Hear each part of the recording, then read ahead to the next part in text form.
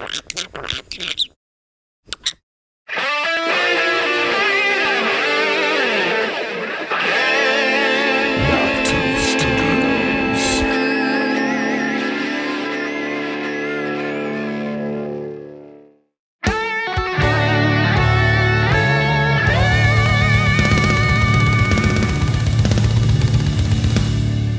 now, Knock 2 Studios presents Common Censored.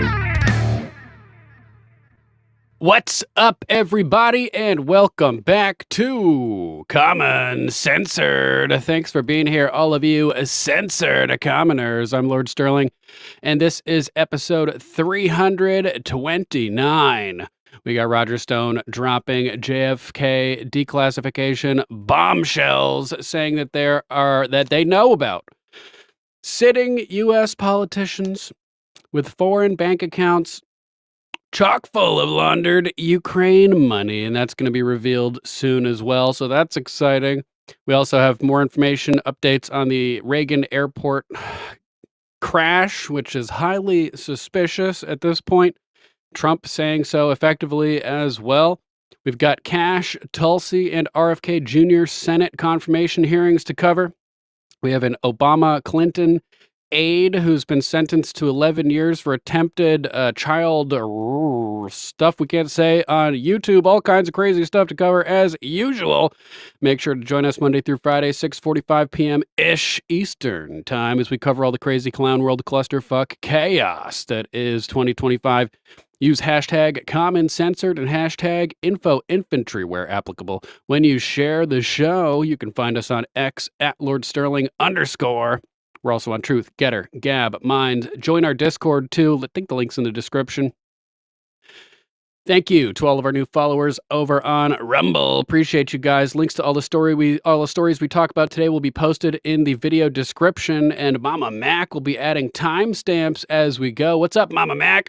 So if you're watching this later on and you need to maximize the efficiency of your time, focus, and attention, click on down there, find the topics that interest you, and then jump right to the point in the show where we cover those topics. Don't forget to head over to alplama.com and throw Mama Mac some love. Alplama.com, your new herbal health guru.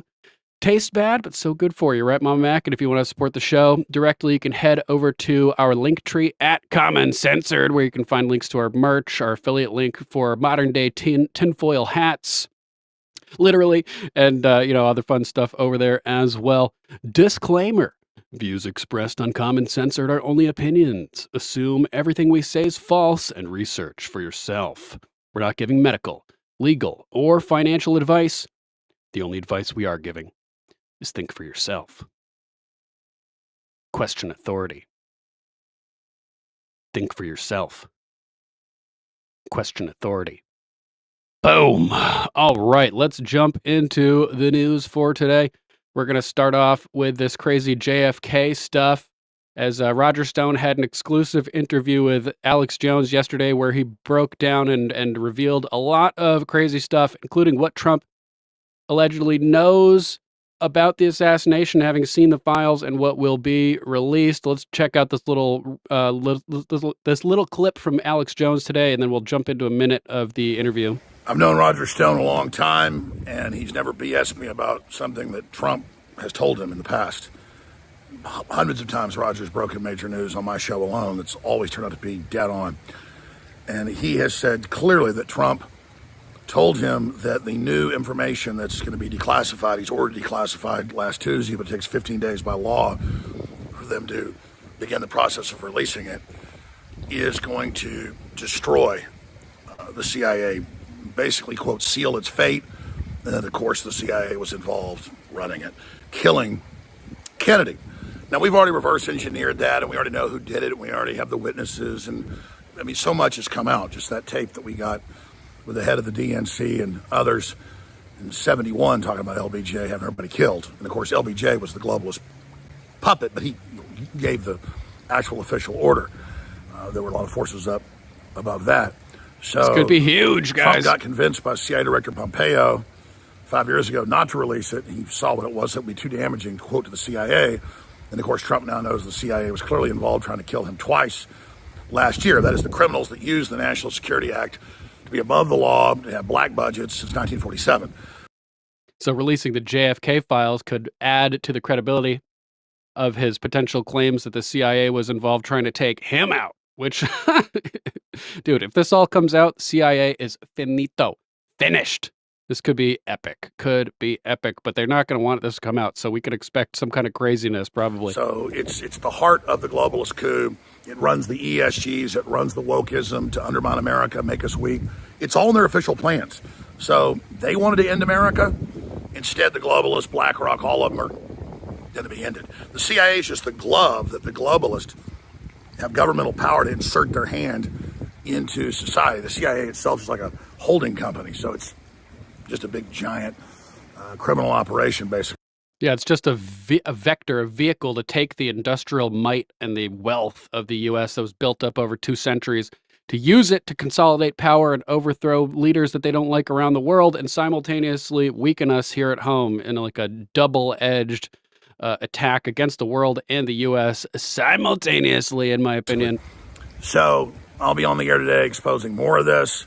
The interview last night was big. It's got about 10 million views on X, but it really deserves more than that. This is a first look on what's about to come out as early as 5 days from now, but the bureaucrats will probably try to block it. And Roger's going to be coming back on tomorrow with more breaking news.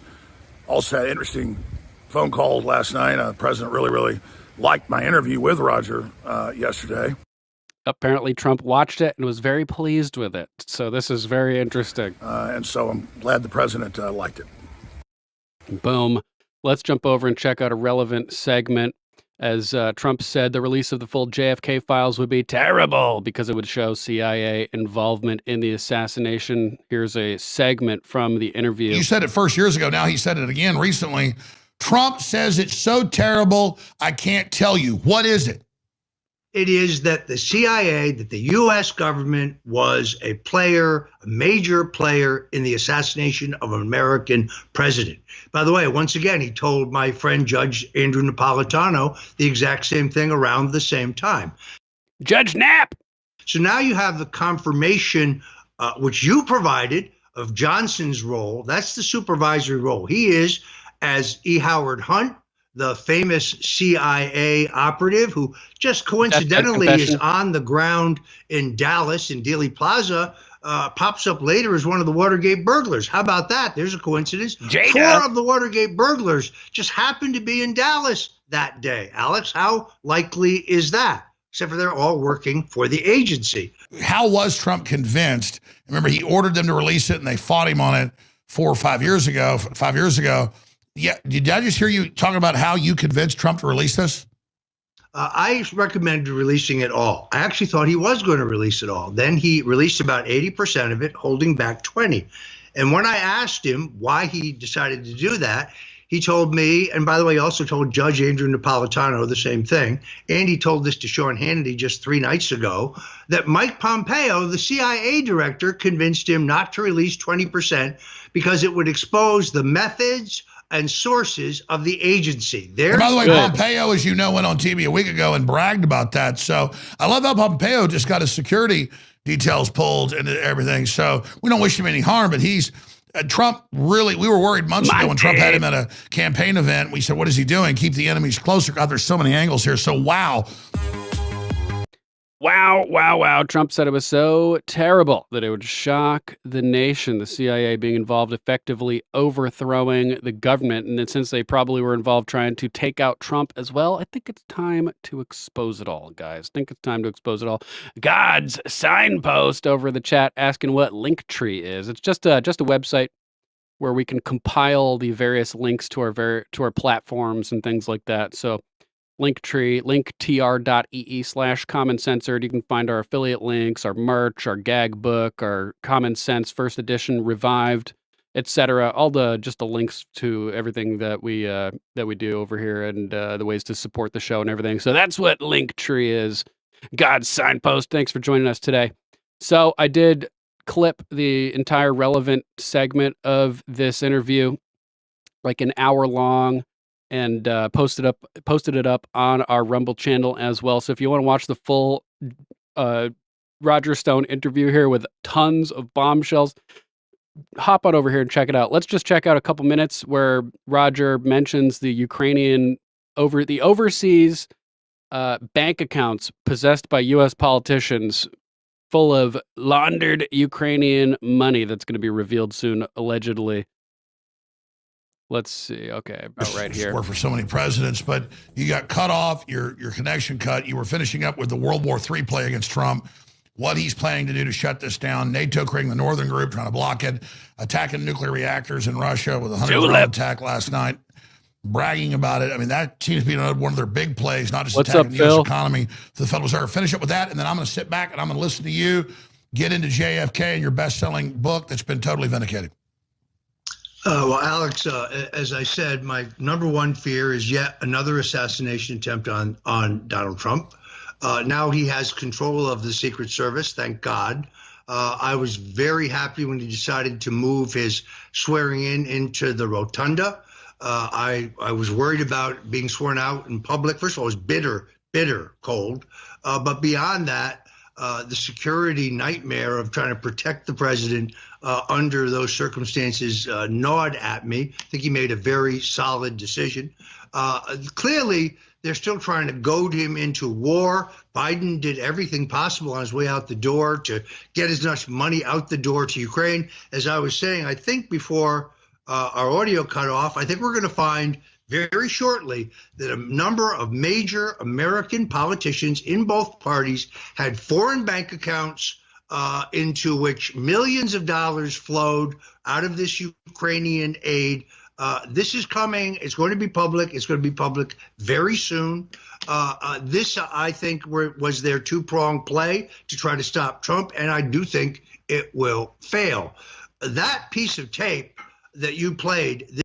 Bro, bust out the handcuffs. Get ready. Hopefully we can arrest a whole bunch of crooked politicians. I don't care if you're left, if you're on the right, if you're a Democrat, Republican, probably a lot of rhinos in there. Good. Let's eradicate the criminals legally and lawfully from the legislative branch. Let's hop over next and check out this full interview because it is just chock full of crazy bombshells. You will not be disappointed listening to that interview. Let's hop over next to a video posted by Unexplained Mysteries on YouTube with a video supposedly from the Anonymous Hacker Collective responding to Caroline Leavitt's public statement at her first press corps conference event the other day, where she talked about the drones and how they're FAA authorized for research purposes and other various reasons. And it seems like a bunch of bullshit to me. It seems like bullshit. Let's hear what Anonymous has to say.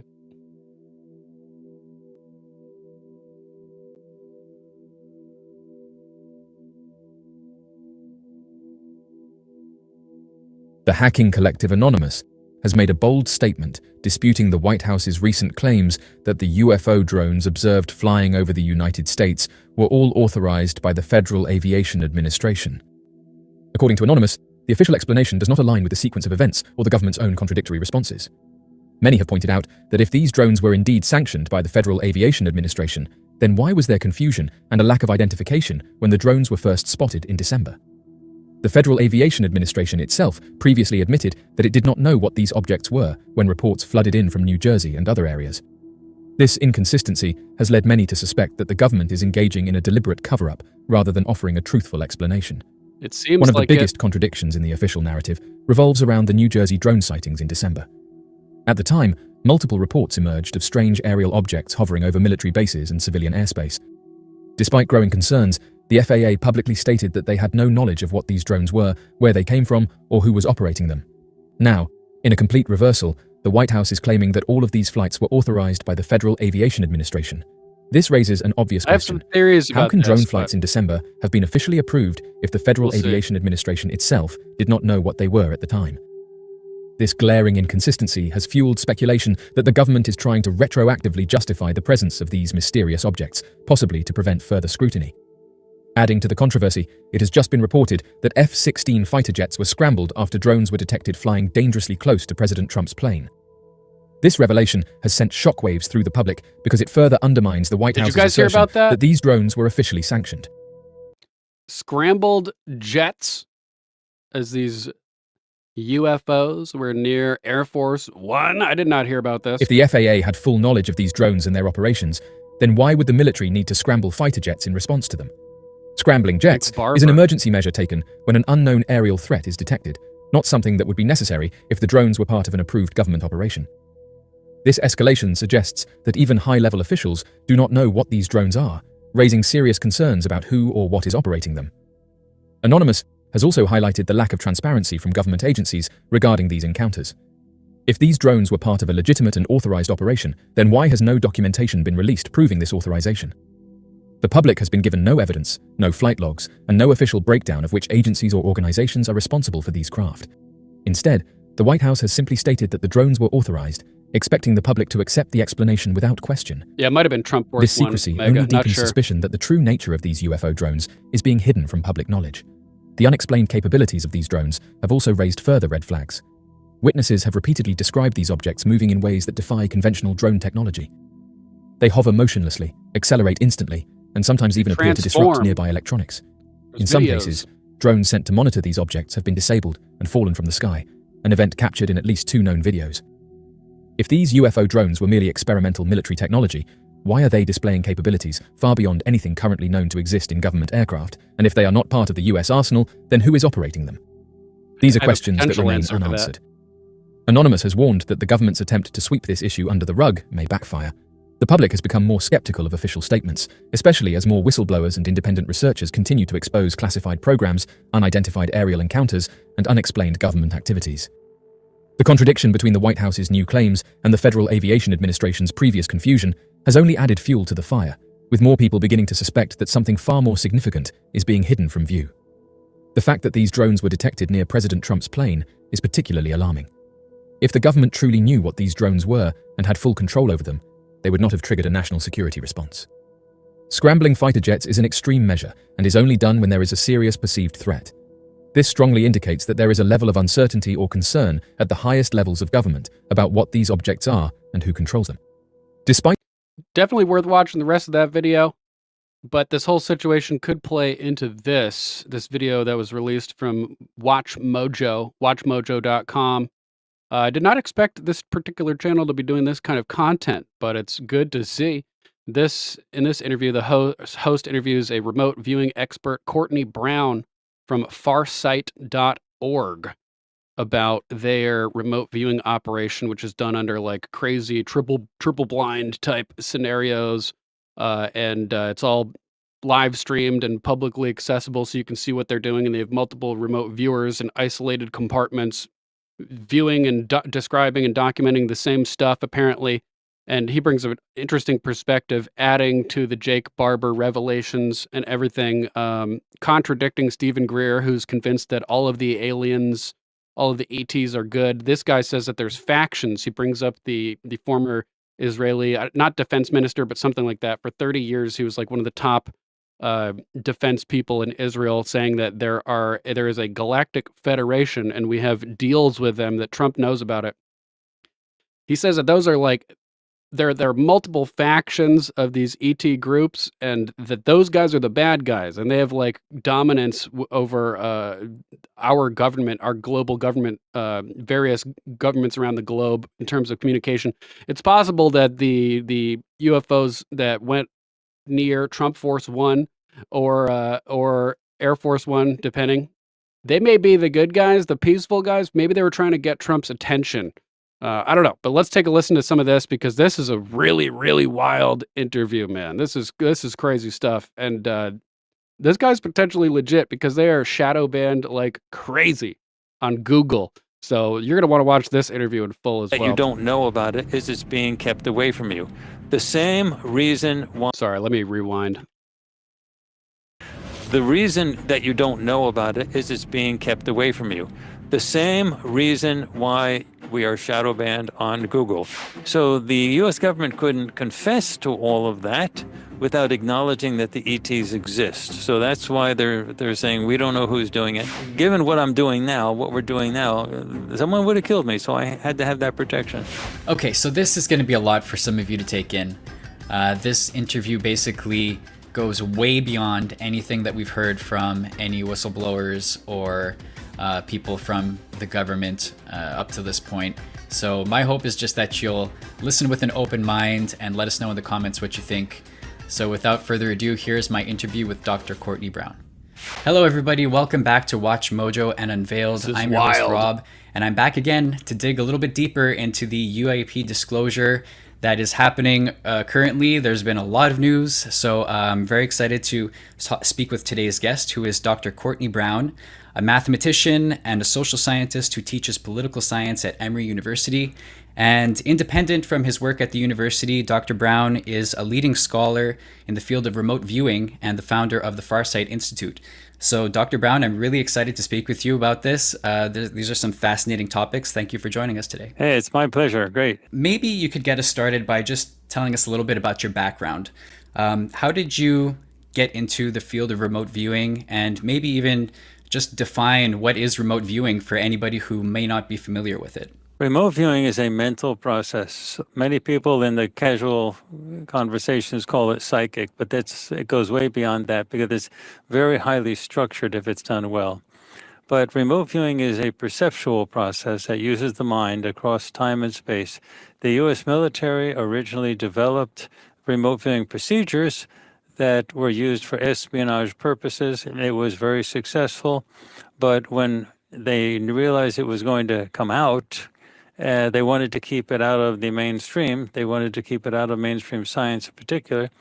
So they released some remote viewers that they had been working with into the public and allowed them to teach. And that was the goal, to keep it within the New Age bookstore fringy community so that It's like a limited hangout type scenario. the mainstream science would stay away from it.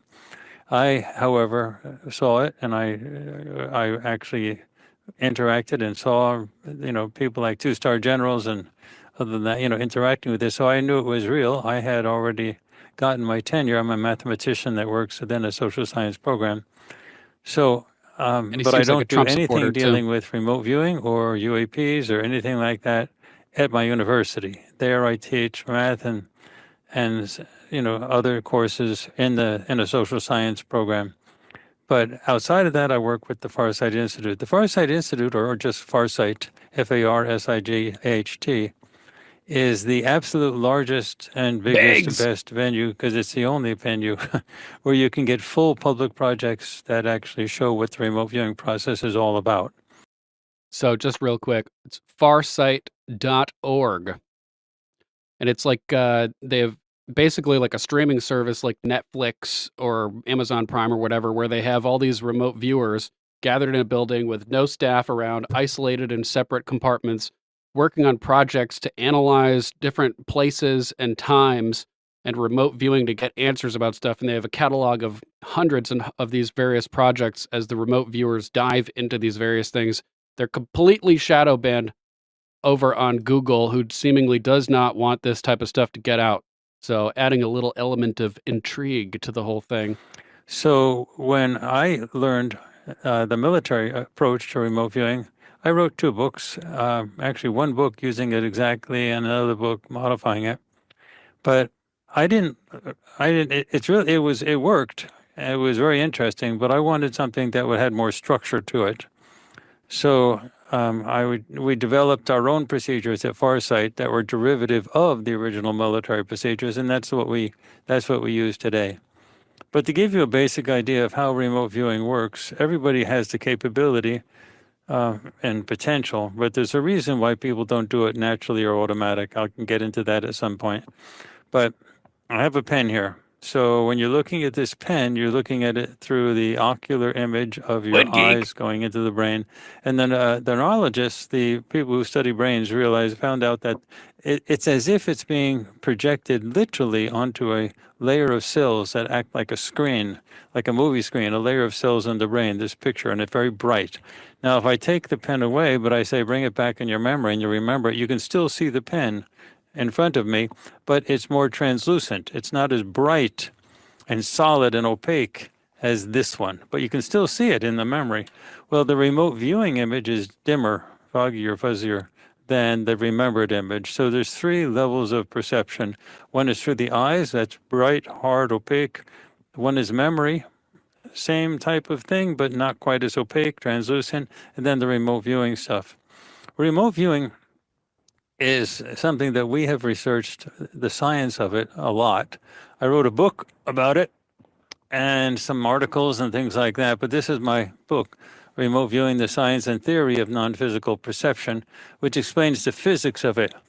And what remote viewing is capable of doing is transferring information across time and space, because all humans, all life is a composite thing. So we have a non-physical part and a physical part. The non-physical part is who we actually really are. We don't use the word soul or spirit.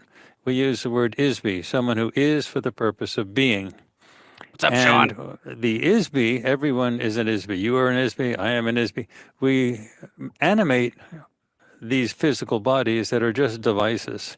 They're just biological devices. They're not who we are. We humans normally think of themselves as the real thing, as the body, but the body is really nothing. So there's a reason why the humans have this very weird perspective of who they actually are. But that's a longer, more complicated story. But the basic idea is when we saw the original military stuff, I wanted to develop something better. Now, one thing I do want to say up front is that we have had actual direct extraterrestrial contact since I was a kid. This is not something new, but we kept it secret and we didn't let anyone know until January of 2022, when the extraterrestrials told us we had to do everything public and we had to come up completely everything. So the procedures that we use now were helped by the extraterrestrials themselves. I tried to modify the original remote viewing procedures of the military, and I just didn't get it. Like, I couldn't really make an advance on it. And the ETs were the ones who actually nudged us, like a graduate student mentor relationship, told us what to do, and they became much better at those procedures. So that's true of the entire Farsight thing. So Farsight is who we are. We are the largest, I can say the best, because we're the only place where you can get full public projects. We have our own streaming service called farsightprime.com, which is totally equivalent on a technical level to Netflix, Hulu, Disney, Paramount Plus, whatever you want. It's got the largest collection of full remote viewing projects that you can find anywhere. When we do remote viewing, we have our own studios. They're really good studios, actually, top of the line cameras and everything like that. We use green screen, we use special effects, the whole thing. But the point is, all of our remote viewing is done under totally blind, scientifically defensible conditions, and it's really fun to watch. So it's cinematically fun to watch, but at the same time, it's totally defensible with respect to science. Everything is done totally blind. We use what we call instrument blinding protocols, which we consider better than blind or double blind. And what we do is we have these sessions where the viewers do their work. We don't actually use paper and pen, but that's what we say, paper and pen. They actually use tablets. So we're a paperless company. But you can call Sketching it what they paper and see and pen. stuff. That's what they used in the old military days. So they use paper and pen first, and then they continue their session as a last step on video, and using really interesting things like $6,000 plates of optical glass in a black environment where it looks like they're writing on space in the middle of the universe someplace. It's really good. Plus we use green screen, but all of the work is done totally solo and blind for when they're on the video. When they're on video, not only is it solo and blind, but there's nobody else in the studio. Period. I mean, the doors are closed. It's just the remote viewers. So when we do projects, we have multiple people doing the same target. Good So luck what you to get to see middle is dozer, 4 bulldozer. or 5 completely blind sessions where they're totally corroborating each other. They're all seeing the exact same thing, which is very persuasive. And then what we record is what we call the target reveal afterwards. So you get to see the remote viewer when they're told what the target is finally after everything's been recorded. And you can see their reactions, which is, what? Are you serious? That was what it was? And so it's very believable. So that's Farsight. FarsightPrime.com is our streaming service. That's where everything is. That's where the mother lode is. But we also have our website, farsight.org. Farsight is 2 things. It's a movie business, but it's also a nonprofit educational and research institute. So farsight.org has a lot of materials relating to remote viewing, including paper, descriptions and things like that of that. So we are also, I can actually sort of, if you want to call this proof, I can sort of prove that we're the only place that you can get the really conk stuff, is because we are totally shadow banned with Google and YouTube. That's usually a good sign, isn't it? He goes on to detail that whole thing. Watch this full interview. It gets really, really, really crazy as he describes all this stuff. But Gator sent this clip. Let's check this one Look like out. our government could use this technology to fake an alien invasion. Oh, that's a good point. It's funny because if you had talked to me like a year and a half ago, I'd been like, nah, that's nonsense. There's probably aliens out there. They're not going to do something like that. Now I'm like, I'm going to be on the front lines being like, when the orbs come floating around in a triangle formation, that ain't aliens, friends. That's not aliens. Don't fall for it. Don't fall for the alien That's invasion. the United States. That's us. We can do that. They're going to really call you crazy. That's when everybody will turn against me. They'll be like, no, that's got to be aliens. It's got to be. We can't do that, right? So I've done a complete 180 on that. And what I tell people is the more I learn about the science, the technology, and the history of it, the less sure I am about what the alien situation is all about. Or if maybe we even invented this whole idea of the aliens just to cover up for the fact that we have it. It's the perfect cover, right? Like, you just say, oh, it's just aliens, we can't explain it, when it's like actually us, and then we've got this crazy advanced technology that we just can't reveal to the public because it's too dangerous and too impactful. Right. Yeah, scary stuff. So it's probably a mix. I think a lot of it is definitely us. In other news, we have Trump calling out the Fed, saying because Jay Powell and the Fed failed to stop the problem they created with inflation, I will do it by unleashing American energy production, slashing regulation, rebalancing international trade, and reigniting American manufacturing. But I will do much more than stopping inflation. I will make our country financially and otherwise powerful again. The Fed has done a terrible job on bank regulation.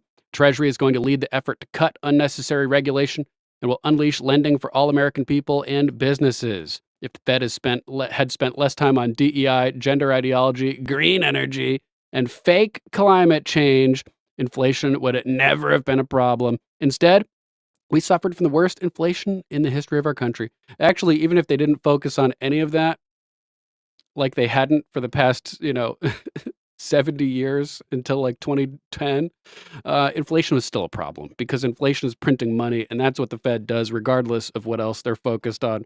So a little bit of a disagreement there, but yeah, we should definitely get rid of all the DEI stuff and everything as well. Let's talk about some of the updates to the Reagan airport crash situation. Here we have Pete Hegseth, new SecDef, talking about how the helicopter was on a continuity of government mission. That's kind of interesting. Staff Sergeant and CW2 Chief Warrant Officer on a routine annual retraining of night flights on a standard corridor for a continuity of government mission. The military does dangerous things. It does routine things. So they probably do continuity of government exercises to make sure that they're prepared if there is a scenario where continuity of government is required. So it may not mean much. Here we have him vowing total transparency as he delivers updates on the situation. This is his big statement. But I also wanted to give an update on the tragedy that happened last night here in Washington, D.C., and provide a little bit more information as we are actively working to investigate and understand what occurred and why. At about 8:48 last night, a UH-60 assigned to the U.S. Army Aviation Brigade in the military district of Washington. Fort Belvoir, Virginia collided tragically with a civilian airliner. The unit involved, the Army unit involved, was Bravo Company 12th Aviation Battalion at Fort Belvoir. It was an annual proficiency training flight. And when we look at the crew, and not all kin have been notified, so we're going to withhold ranks and names at this point. We do know on our side who was involved. It was a fairly experienced crew, and that was doing a required annual night evaluation. They did have night vision goggles. A horrible loss of life for those 64 souls on that civilian airliner, and of course, the 3 soldiers in that Black Hawk. They're in our prayers, their families and their communities. As people are notified, I can't imagine. And I know it's gone from a rescue mission to a recovery mission, and we're with all the first responders that are moving actively too. So at the Defense Department, our thoughts and prayers go out. We are actively investigating to find out what happened and why. And as we get updates, you will have them. God bless. The government fears Alex Jones, who has Alex Jones. Yes. So, a little bit sketchy. Here we also have new videos coming out of the collision from a different angle. We all saw this first one yesterday. And let's hop over here and check this one out.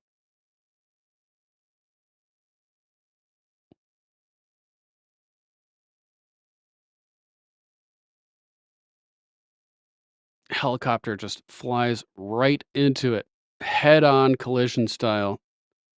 Super insane. I saw a fireball audio from DCA air traffic control during the plane helicopter collision over here. So far, no survivors as far as we know. This was, when was this? This was last night. Per radio traffic, 19 bodies had been recovered at that point out of the 60 plus on the plane. Here's some air traffic control audio. S25, CRJ in flight. S25, F1 is CRJ. This club has a aircraft in flight request for separation. Separate.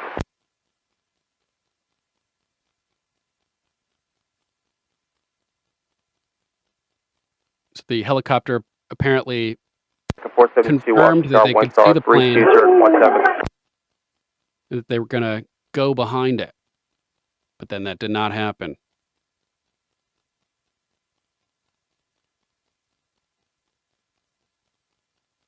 FBI saying no indication of terrorism at this point. 472. American 3130, go around, turn left in 250, claim maintain 3000.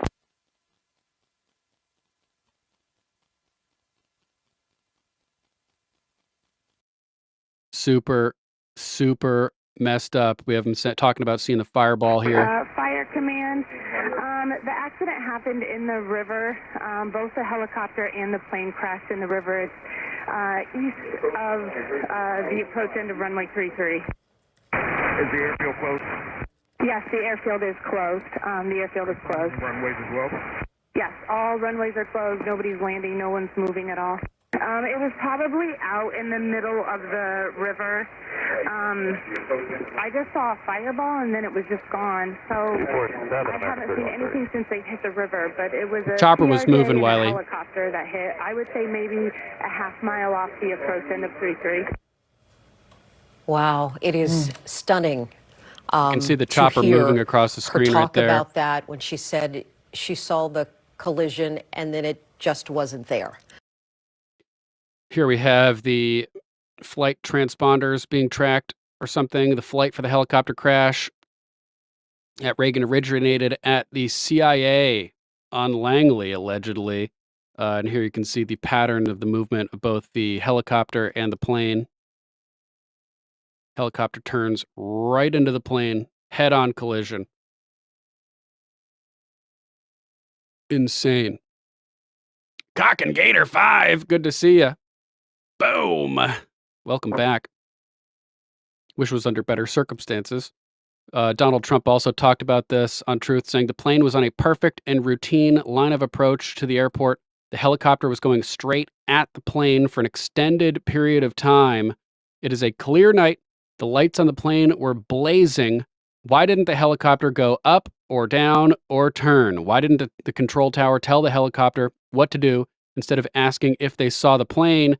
This is a bad situation that looks like it should have been prevented. Not good. So Trump saying this is suspicious, as the Daily Mail reports. Wild conspiracy theorists suggest Black Hawk chopper's crash with American Airlines jet was deliberate because, quote, military helicopters don't fly into planes. I don't think it's that much of a conspiracy theory. It flew right into it.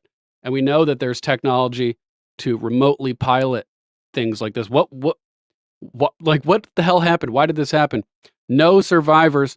All 67 individuals feared dead after mid-air collision. Recovery operation underway with 27 bodies recovered so far. This is as of 9:45 a.m. this morning.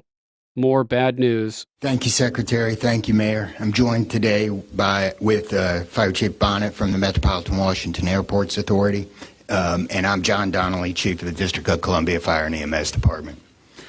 Last night at 8:48, the control tower sounded an alert, which alerts responders to respond to a report of an aircraft crash on or near the airport. That sets off an immediate response from the Airport Authority Fire Department, from the District of Columbia and Metropolitan Harbor Patrol fireboats and other fireboats on the river in order to support that type of operation.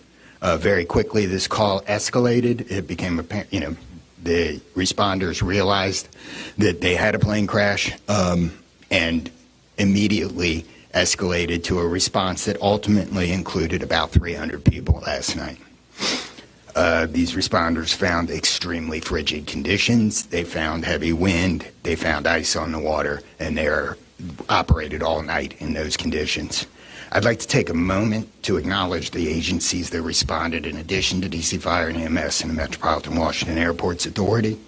Montgomery County Fire Department, the Prince George's County Fire Department, the Charles County Fire Department, the Baltimore County Police Department, the Anne Arundel County Fire Department, the Alexandria Fire Department, the Arlington County Fire Department, the Fairfax Fire Department, the Prince William Fire Department, the Baltimore City Police Department, the Maryland State Police, the Maryland Natural Resources Police, the Department of Defense, the Joint Base in Bowling Fire Department and the staff there, the U.S. Army, the U.S. Coast Guard, the United States Park Police, the Metropolitan Police Department, the FBI, and the NTSB.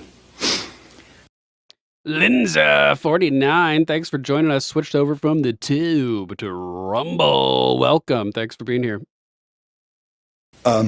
Despite all those efforts, we are now at a point where we are switching from a rescue operation to a recovery operation. At this point, we don't believe there are any survivors from this accident. And we have recovered 27 people from the plane and 1 from the helicopter. The District Office of the Medical Examiner has lead on reuniting these bodies and these people with their loved ones, and we will continue Mermaid Messiah to find all the bodies and collect them and reunite them with their loved ones. We should also acknowledge that the Virginia Medical Examiner and the Army Medical Examiner are involved in this operation and a very important part of getting people identified. Man, what a mess. What a mess. Apparently 6 members of the figure skaters group. There was a figure skaters, like an Olympic level figure skaters group that were on the plane. 6 members have now been identified. There were 2 people from Russia as well. 6 individuals associated with the Skating Club of Boston have been identified among the victims of the tragic mid-air collision. The American Airlines flight Bombardier CRJ 700 carrying 60 passengers and 4 crew took off from Wichita Dwight D. Eisenhower National Airport en route to Reagan. Among those on board were elite members of the U.S. figure skating program, many of whom were expected to compete in the next Winter Olympics. Tragically, all aboard the aircraft are feared dead. Quote, last night and into this morning, we were informed of a pretty horrific tragedy. To the best of our knowledge, 14 skaters returning home from the National Development Camp at Wichita, Kansas, put on by U.S. figure skating, were lost in the plane crash at Washington, D.C. Of those 14 skaters, 6 were from the Skating Club of Boston. 2 coaches, 2 teenage athletes, and the athletes' moms, said Doug Zagib, CEO and executive director of the Skating Club of Boston. Skating Club of Boston confirmed the loss of 2 esteemed coaches, Evgenia Shishkova and Vadim Naumov, both former world champion figure skaters. Shishkova, 52, and Naumov, 55, clinched the pair's title, the 1994 World Championships, and have been integral members of the club since 2019. Also among the victims were 2 promising young athletes, 16-year-old Spencer Lane and 15-year-old Jinna Han. Both were returning from a U.S. figure skating national development camp in Wichita. Just horrible, man. Just horrible. Really, really bad. Initial FAA reports indicated staffing at the DCA air traffic control tower was, quote, not normal at the time of the chopper plane collision as well. A preliminary FAA report indicated that the staffing was, quote, not normal at air traffic control. According to NBC News, at the time of the collision, one controller was overseeing both helicopter and airplane traffic. Typically, one controller focuses on helicopter activity. An American Airlines flight carrying approximately 64 souls collided with the Black Hawk. All 67 people perished. So kind of weird. Ryan O'Hara, a 2014 graduate of Park View High School in Lilburn, Georgia, has been identified as the crew chief on the Black Hawk. Man, this is so weird. So what the hell? Why would they have only one person working on this? We already played the audio, but audio between PAT-25 and DCA Tower asking if they have the CRJ insight. They affirm and request visual separation. We also have the co-pilot identified as a woman. I don't know if that makes a difference, but with the DEI talk and everything, there's that. Not saying women are bad at flying, but I've seen them on the road. Give me a break. I gotta, joke around a little bit. So that's not good. Here's an article about the crew chief who's been identified as well. Man, my air traffic control friend sent me this from Raw's Alerts. Breaking, shared to me anonymously, shows the playback from official air traffic control radar.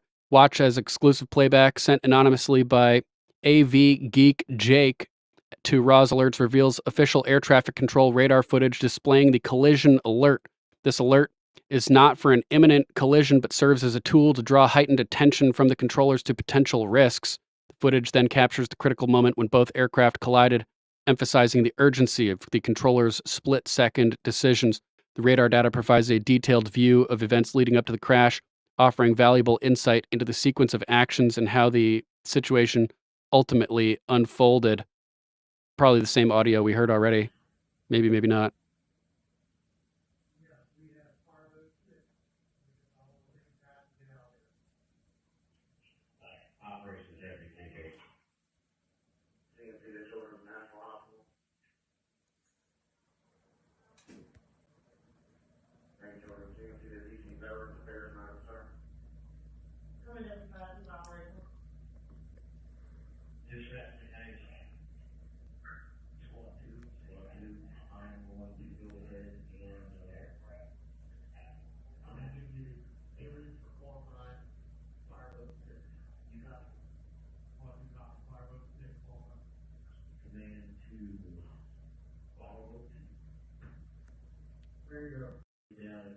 Sorry for the low audio. Posted the link in the chat for you guys, but I just wanted it to be out there and you guys can check it out and try to boost the volume on your own.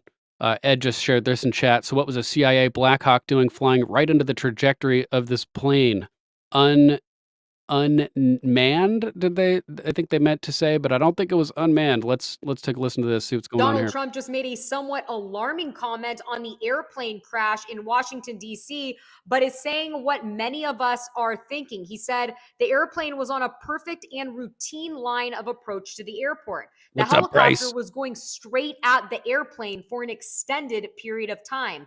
It is a clear night. The lights on the plane were blazing. Why didn't the helicopter go up or down or turn? Why didn't the control tower tell the helicopter what to do instead of asking if they saw the plane? This is a bad situation that looks like it should have been prevented. Not good. For those of you that don't already know, the commercial jet, the American Airlines plane, was coming from Wichita, Kansas, and it is being reported that Black Hawk military helicopter's flight data shows that it was coming from CIA headquarters. Obviously, there is still a lot more information that needs to be uncovered, and we will report more once we know. As always, Donald Trump just made a super, super weird. Alex Jones also saying it is now confirmed alarms were going off almost 30 seconds before the collision at Reagan Airport. But the corporate media would rather lie to you and blame Trump, Elon Musk, and Doge when it was DEI hiring practices and the Black Hawk helicopter crew that are most likely to blame.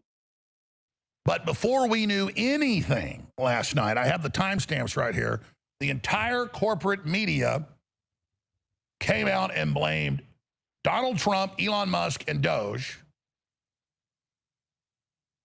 for simply stating the fact that the majority of federal employees rarely ever go to work and do almost nothing. American 16, turn to 1 star 320 14, exhaust 25, traffic 2 mile update from runway 33, no delay, runway 13 for immediate takeoff. Number 1, clear for takeoff, American 1630.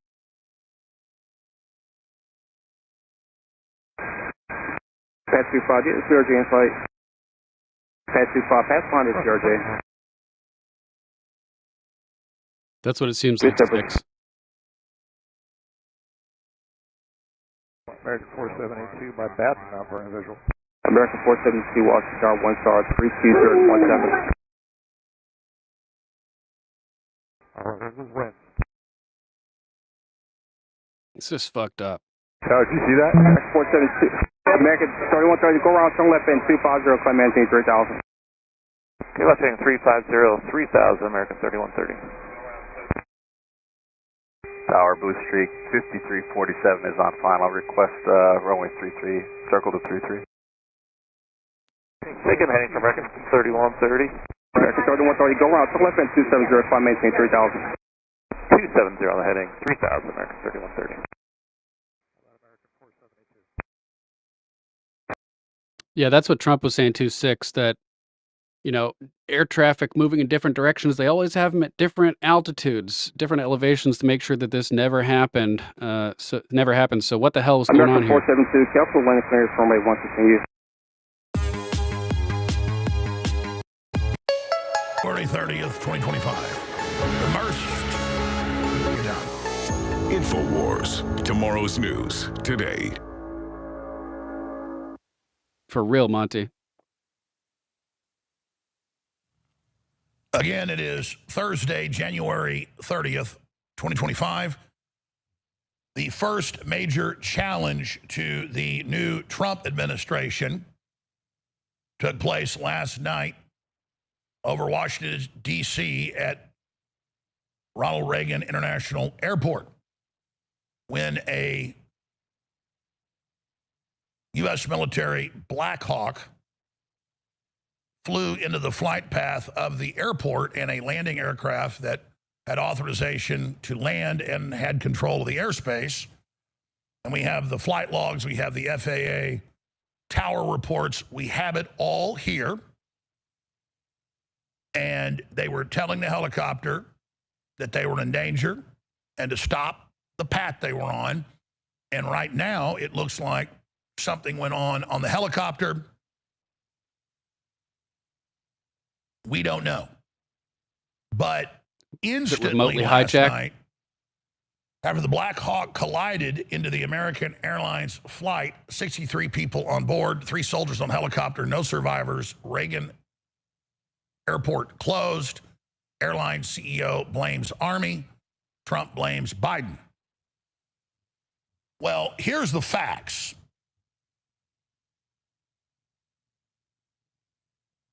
This stuff happens in a complex, crazy world, and it's sad.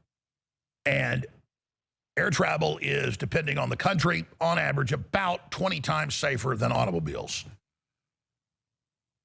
But it's not as glamorous when people are chewed up and wounded and dead on the highway. And by glamorous, I mean it's so commonplace that it doesn't get people's attention. And of course, when you do have an air disaster, it has a much higher rate of fatality because you're moving faster and you're high up in the air generally. So our hearts go out to all those that died. But before we knew anything last night, I have the timestamps right here, the entire corporate media came out and blamed Donald Trump, Elon Musk, and Doge. And when they have a rollout ready of a narrative, usually it seems like they knew something was going to happen. So that's a little odd that they already had a narrative crafted and ready to deploy immediately. For simply stating the fact that the majority of federal employees rarely ever go to work and do almost nothing. Kind of like how on 9/11, BBC broadcasted that the Solomon Brothers building, World Trade Center 7, had collapsed when you could see through the window right behind the broadcaster that it was still standing. These people are informed in advance and are issued narratives to deploy, in my opinion. Unless they're like the Border Patrol who bust their ass. I've seen it. That's a hard job. Customs people, that's a hard job. So the law enforcement angle works their butt off, but the bureaucrats, the bureaucracy, I mean, across the board, there's whole studies and governmental and corporate grading of it, but it's a joke, and we all know that. And Trump is demanding they come back to work, and that if they won't work or secretly had another job, they're going to be fired, obviously, and probably criminally charged. He said that last night, and that's true. So cutting the waste and fraud and abuse out did not cause this. They haven't even gotten to it yet. And they claimed, oh, they cut some FAA people. Yeah, bureaucrats that never show up to work. Had nothing to do with the air traffic controllers who were there and did their job and told the helicopter, we have the reports and we have the telemetry readouts. It's admitted that it was the helicopter. You don't have to be a person that is into aviation, and I'm certainly no expert, but I'm into it. I know more than most people. It's very interesting to know that when a big passenger plane's coming in for a landing in an airport, it's got the space. That's interesting. Ed said he saw something about it being posted 5 hours before it happens. Dirk says CNN released an article with the header 5 hours before it happened online. Got a link? Got a link? If so, that's huge information. Authorized an hour before, 30 minutes before, it's coming in. If something comes up, they tell them get in a holding pattern.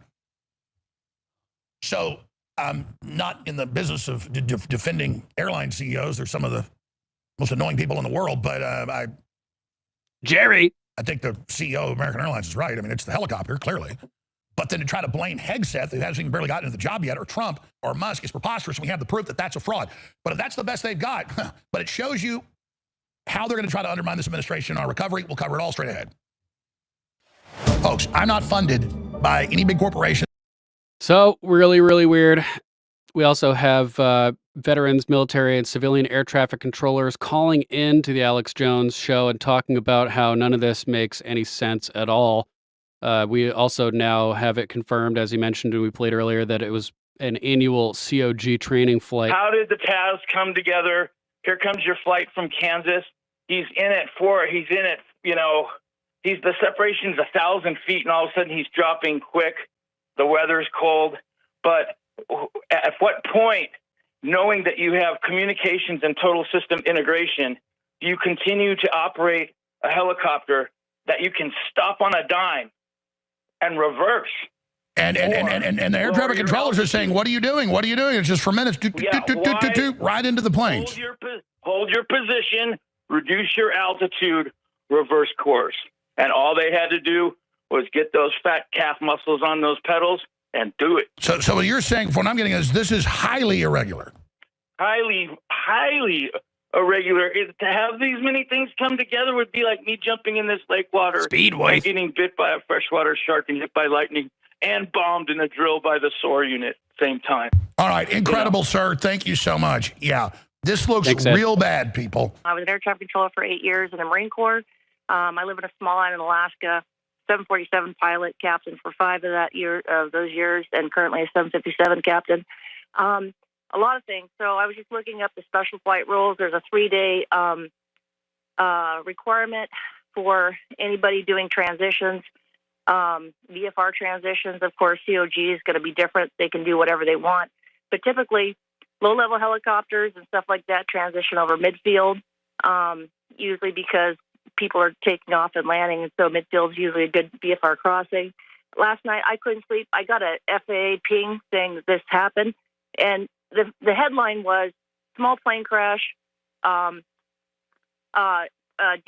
is shut down. And I'm like, that doesn't even make sense why they would shut DCA down for a small plane crash. So the sniff test didn't even pan out. I couldn't sleep last night looking at the.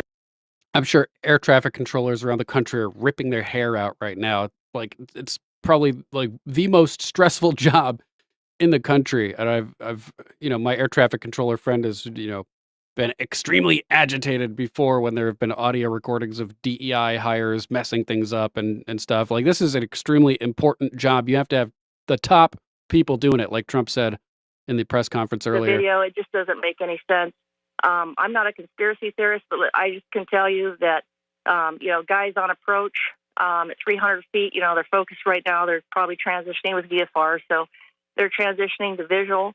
But we have TCAS on the airplane, which is a traffic collision alert system, and it basically takes the rate of speed, climb, descent, and both aircraft should have transponders that are pinging back and forth, and they read each other's speed and collision rate, and you get alerts, and we train for this all the time.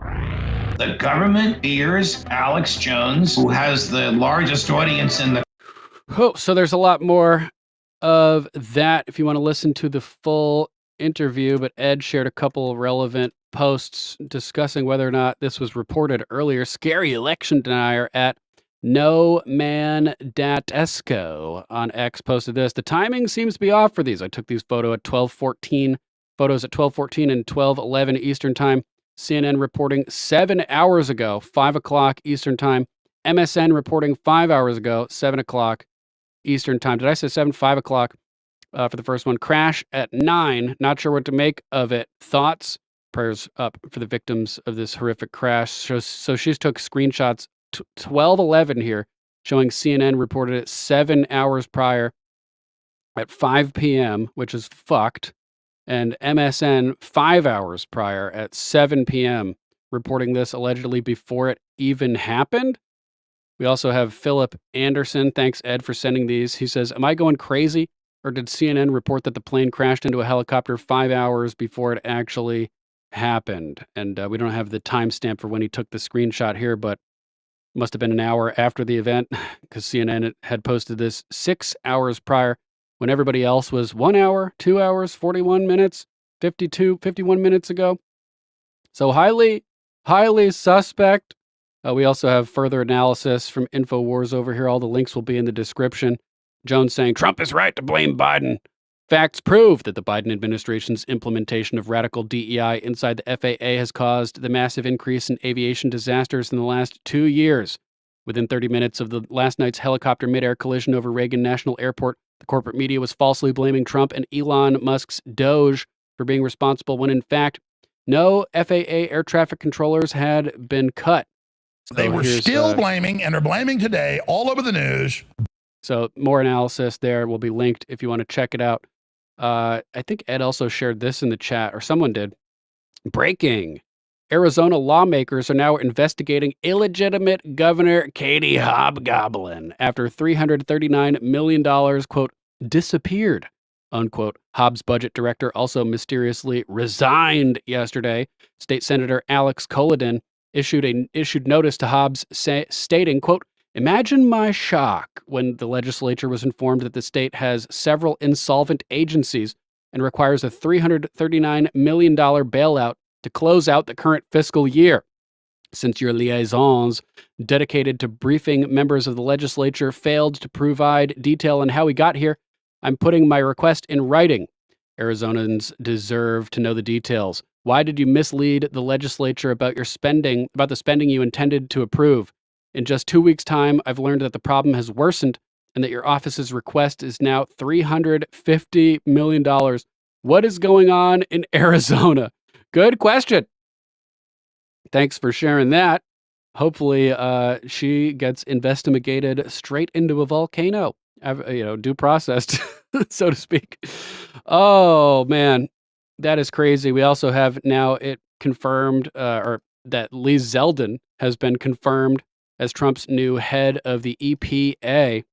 Former New York Congressman Lee Zeldin was confirmed to head the EPA today.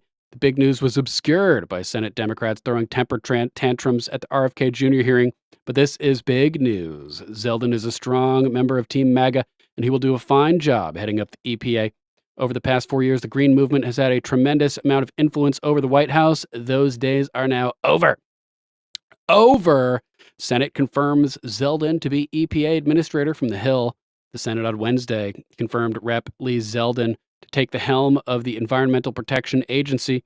So yesterday, he was confirmed in a 56-42 vote. Demon Rats Mark Kelly and John Fetterman and Ruben Gallego voted with Republicans in favor of the confirmation. Zeldin was a surprise pick for EPA administrator role because during his congressional tenure, he was more well-known for working on international affairs, but he's been a major defender of the president, our real president, President Trump, including during the president's first impeachment in 2019. During the confirmation hearing, Democrats pressed Zeldin on climate change, given Trump's frequent dismissal of the phenomenon as a hoax. The team is coming together. Lee Zeldin posting confirmed. Thank you to the 56 senators for your vote and confidence. Grateful to the president, at Real Donald Trump, for having the faith in me to be part of his cabinet as EPA administrator. Make America great again. So hopefully they completely reverse course on EPA and end all the bullshit climate change stuff that's going on over there. We also have interesting news regarding X, as Amazon is now boosting ad spending on X in a major reversal. Apple allegedly maybe next. Alex Jones saying, another sign, the globalists are capitulating to the tide of history.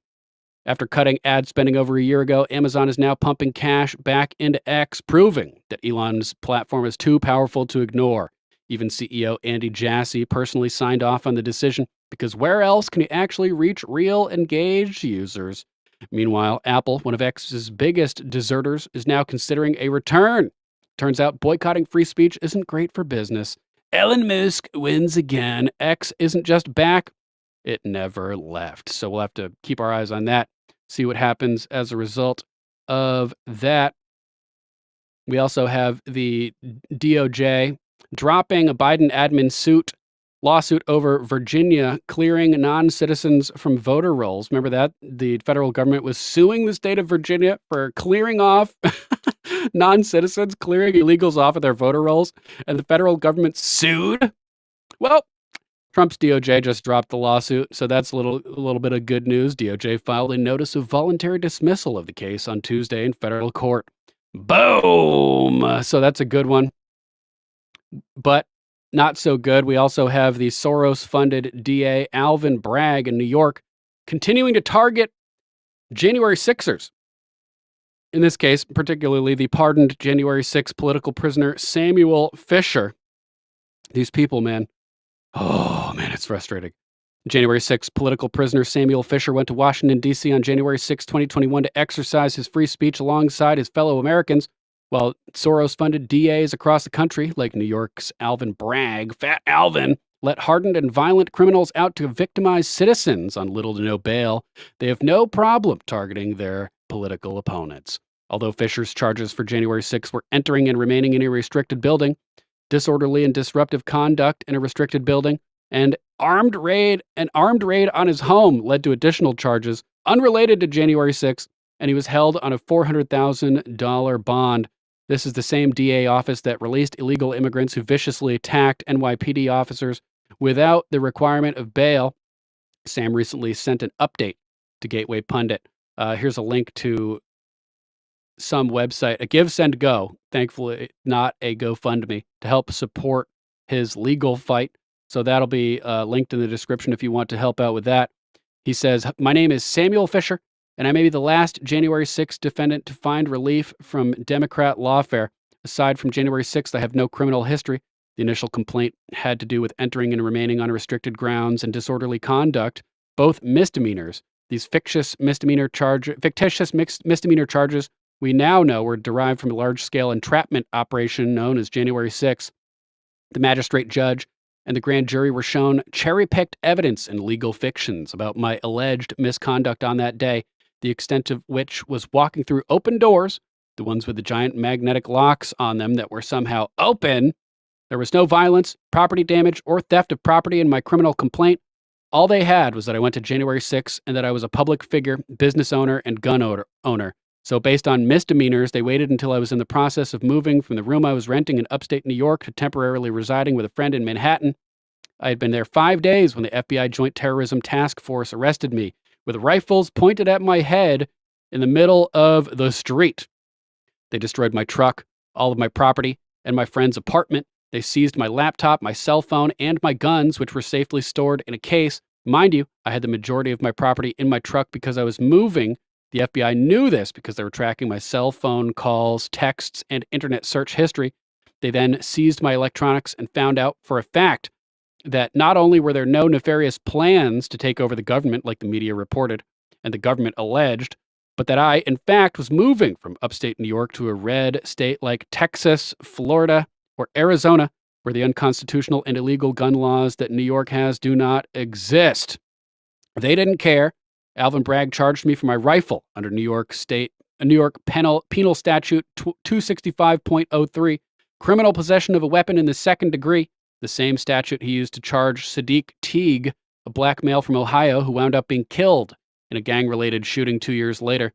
The difference between my case and Teague's, I was a Trump supporter, and I was sentenced to 3.5 years in prison. He got the charges dropped and went on to be killed. There are countless other examples of how I was targeted and selectively prosecuted by Alvin Bragg's office.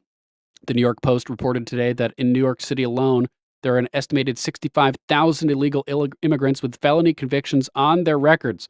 Does Alvin Bragg lock them up and deport them? No. Alvin Bragg targets patriots and good Samaritans like Daniel Penny. Now I face a legal hurdle. Even though I was federally given a full and unconditional pardon, I am still on felony parole in New York City and have to report to the New York City Gun Offenders Unit for the next 2.5 and 3.5 years, respectively. Even though the President and Vice President of the United States are in agreement with my theory that I was denied due process, and they used entrapment to set me up to trespass on January 6th, which led to the raid on my friend's apartment and the gun charge. This is called the fruit of a poisonous tree. Common defense and appeals. Yeah, if they break the chain of custody with evidence, if they go into a house without a warrant and they acquire evidence like that, the whole case has to be thrown out because it's the fruit of a poisonous tree. It's evidence derived from illegal activity. Continuing, of course, if this were any other case when it was determined that the arresting officer and the prosecutor's office were corrupt as hell and, in fact, orchestrated and induced the crime to happen, the case would be thrown out. But the law doesn't mean anything to New York judges. Same thing was said by Bob Menendez yesterday. He said, Trump is right. The system is messed up and corrupted, and I hope that he cleans it out. Did not expect Bob Menendez, the convicted former senator, convicted of corruption and bribery, to say that, but he came out saying Trump is right. Continuing, they are activists who do not prosecute illegal aliens or repeat violent offenders. They give slaps on the wrist to pedos. A Trump supporter, a January 6er, is going to have a snowball's chance in hell in getting relief. I will have to exhaust all state court appeals before going to federal court and likely, ultimately, the Supreme Court to find relief. It will cost hundreds of thousands of dollars and even more years of my life, but I will gladly do it for America because the demon rats are indeed the enemy of the constitutional republic we inherited from our brilliant and courageous founding fathers. The ridiculous New York state and city gun laws are nothing more than a ruse to disarm Americans. Agreed. And turn good citizens like myself into felons. I argue that they are all unconstitutional laws. As a result of this lawfare, I spent 34 months in 13 different prisons. I went through hell on my 4-year sentence, something that should have never happened. I'm seeking help. So guys, please share this article far and wide and consider donating to his Give, Send, Go. I'll post the link in the chat right now for you guys so you can blast it across the internet to help try to influence this. The link to the Give, Send, Go as well, givesendgo.com/Samuel Fisher J6. Just posted it in the chat for you guys. So he's seeking help for his legal fund. As of yet, he's only raised $3,435. $3,000. So if there's anybody here in a position to help, we need this to be $3 million because this needs to be handled, and this guy needs our help as a fellow patriot who is trying to resolve the stolen election in 2020. So thank you in advance for considering supporting this worthy cause. In my opinion, Samuel Fisher needs to be helped out here. In other news, this is a kind of a crazy, huge one as well. We have the head of the Russian Duma accusing Biden of attempting to assassinate President Trump, Putin, and other world leaders, which is exactly what Tucker said the other day, that Biden and his admin attempted to assassinate Vladimir Hitler Putin. And it seems that Trump may be aware that the CIA, aka the Biden administration, were involved in his attempted assassinations as well. So this could be really, really, really, really big. The chairman of the State Duma of the Federal Assembly of the Russian Federation, or Duma, Vyacheslav Volodin, accused the Biden regime of attempting to assassinate President Donald Trump, Russian President Vladimir Putin, and other world leaders. Volodin made the remarks on Wednesday, saying, quote, "We turn to the Congress of the United States of America with a request to conduct an investigation into this situation. We must take this seriously. Russia asking Donald Trump for help uncovering Biden's plot to have him assassinated. This is nuts. Moreover, we see that there was an attempt to assassinate Trump, the Prime Minister of Slovakia, Fico. There was an assassination attempt on Orban. It was prevented. And all around the administration of Biden and his henchmen. It is unacceptable for such issues to be discussed at the state level with the participation of the Secretary of State, the President of the United States of America. What is he talking about? At the head of the country, which considers itself an example of democracy, there are ordinary bandits, murderers. This is a crime. Let them prove that this country is a democracy. Let Biden go with Blinken to the electric chair. Then let the whole world see that this is democracy.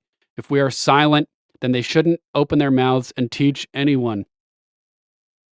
If they are silent, then they shouldn't open their mouths and teach anyone. We take this seriously. Russia calling for Joe Biden and Antony Blinken's asshole to go to the electric chair after attempting to assassinate Vladimir Putin, Robert Fico, and Viktor Orban, as well as Donald Trump.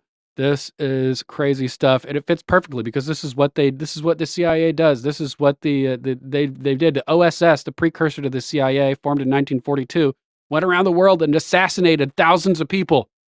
And then they passed the 1947 National Security Act to keep it all secret, and they just kept doing it for decades and decades. Jurgen Jetson, welcome. Jurgen, good to see you. Boom! And thanks for joining us today. So, this is crazy. It is interesting that all the leaders who were targeted were populist leaders, with the exception of Vladimir Putin, who's the president of... Обратимся в Конгресс Соединенных Штатов Америки с просьбой провести расследование этой ситуации. Она чревата глобальным конфликтом, обсуждение вопроса убийства президента любой страны. В данном случае президента Российской Федерации. Мы должны отнестись к этому серьезно. Тем более мы с вами видим, было покушение на Трампа, на премьер-министра Словакии Фица. Была попытка покушения на Орбана, ее предотвратили. И все это вокруг администрации Байдена и его приспешников.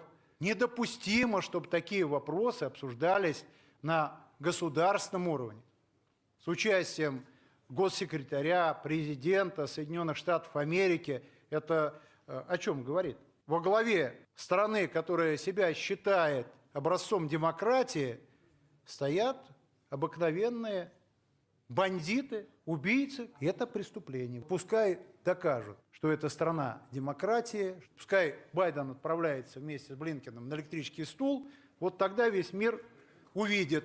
Это демократия. А если замолчат, заволокитят, ну тогда рот не открывайте и не учите никого. Что мы относимся к этому серьезно. И сделаем все, чтобы защитить президента и нашу страну. Потому что любые вызовы и угрозы мы рассматриваем как угрозу нашей страны. А это значит, должен быть ответ жестким и незамедлительным. Wow. Wow. So we should totally team up with Russia and try to get to the bottom of what the hell was going on with the Biden administration trying to assassinate all the populist leaders and enemies of the globalists like Vladimir Hitler Putin. Dude, this is a crazy story. Here, I'm going to share this in chat for you guys too, so you can blast this out across the interwebs. And Gator has some secret footage of me as a Patriot Front member over here. Gator, you're crazy, man. Oh, all right. Let's jump into the Kash Patel hearing stuff next. So here's a link to the full hearing over at Gateway Pundit if you want to watch the thing in full. But we have a whole bunch of clips to jump into. So first, let's check out Kash's opening statement as he pledges to go after violent criminals and offer transparency in the FBI, something that has been lacking for decades indeed. If confirmed as the next FBI director, I will remain focused on the FBI's core mission. That is to investigate fully wherever there is a constitutional factual basis to do so, and to never make a prosecutorial decision that is solely the providence of the Department of Justice and the Attorney General. The erosion of trust, as Chairman Grassley pointed out, is all too low today. 40% of Americans have trust in the FBI. In order to get it back, there's a twofold track, Senator. One, violent crime is exploding in this country, and we cannot afford them to allow it to run away. We must tackle violent crime. Just in 2023 alone, there was 100,000 rapes, 100,000 drug overdoses, and 17,000 homicides. The priority of the FBI, if I'm confirmed, will be to ensure that our communities are protected and safeguarded and our children have parks to play in and not needles to walk over.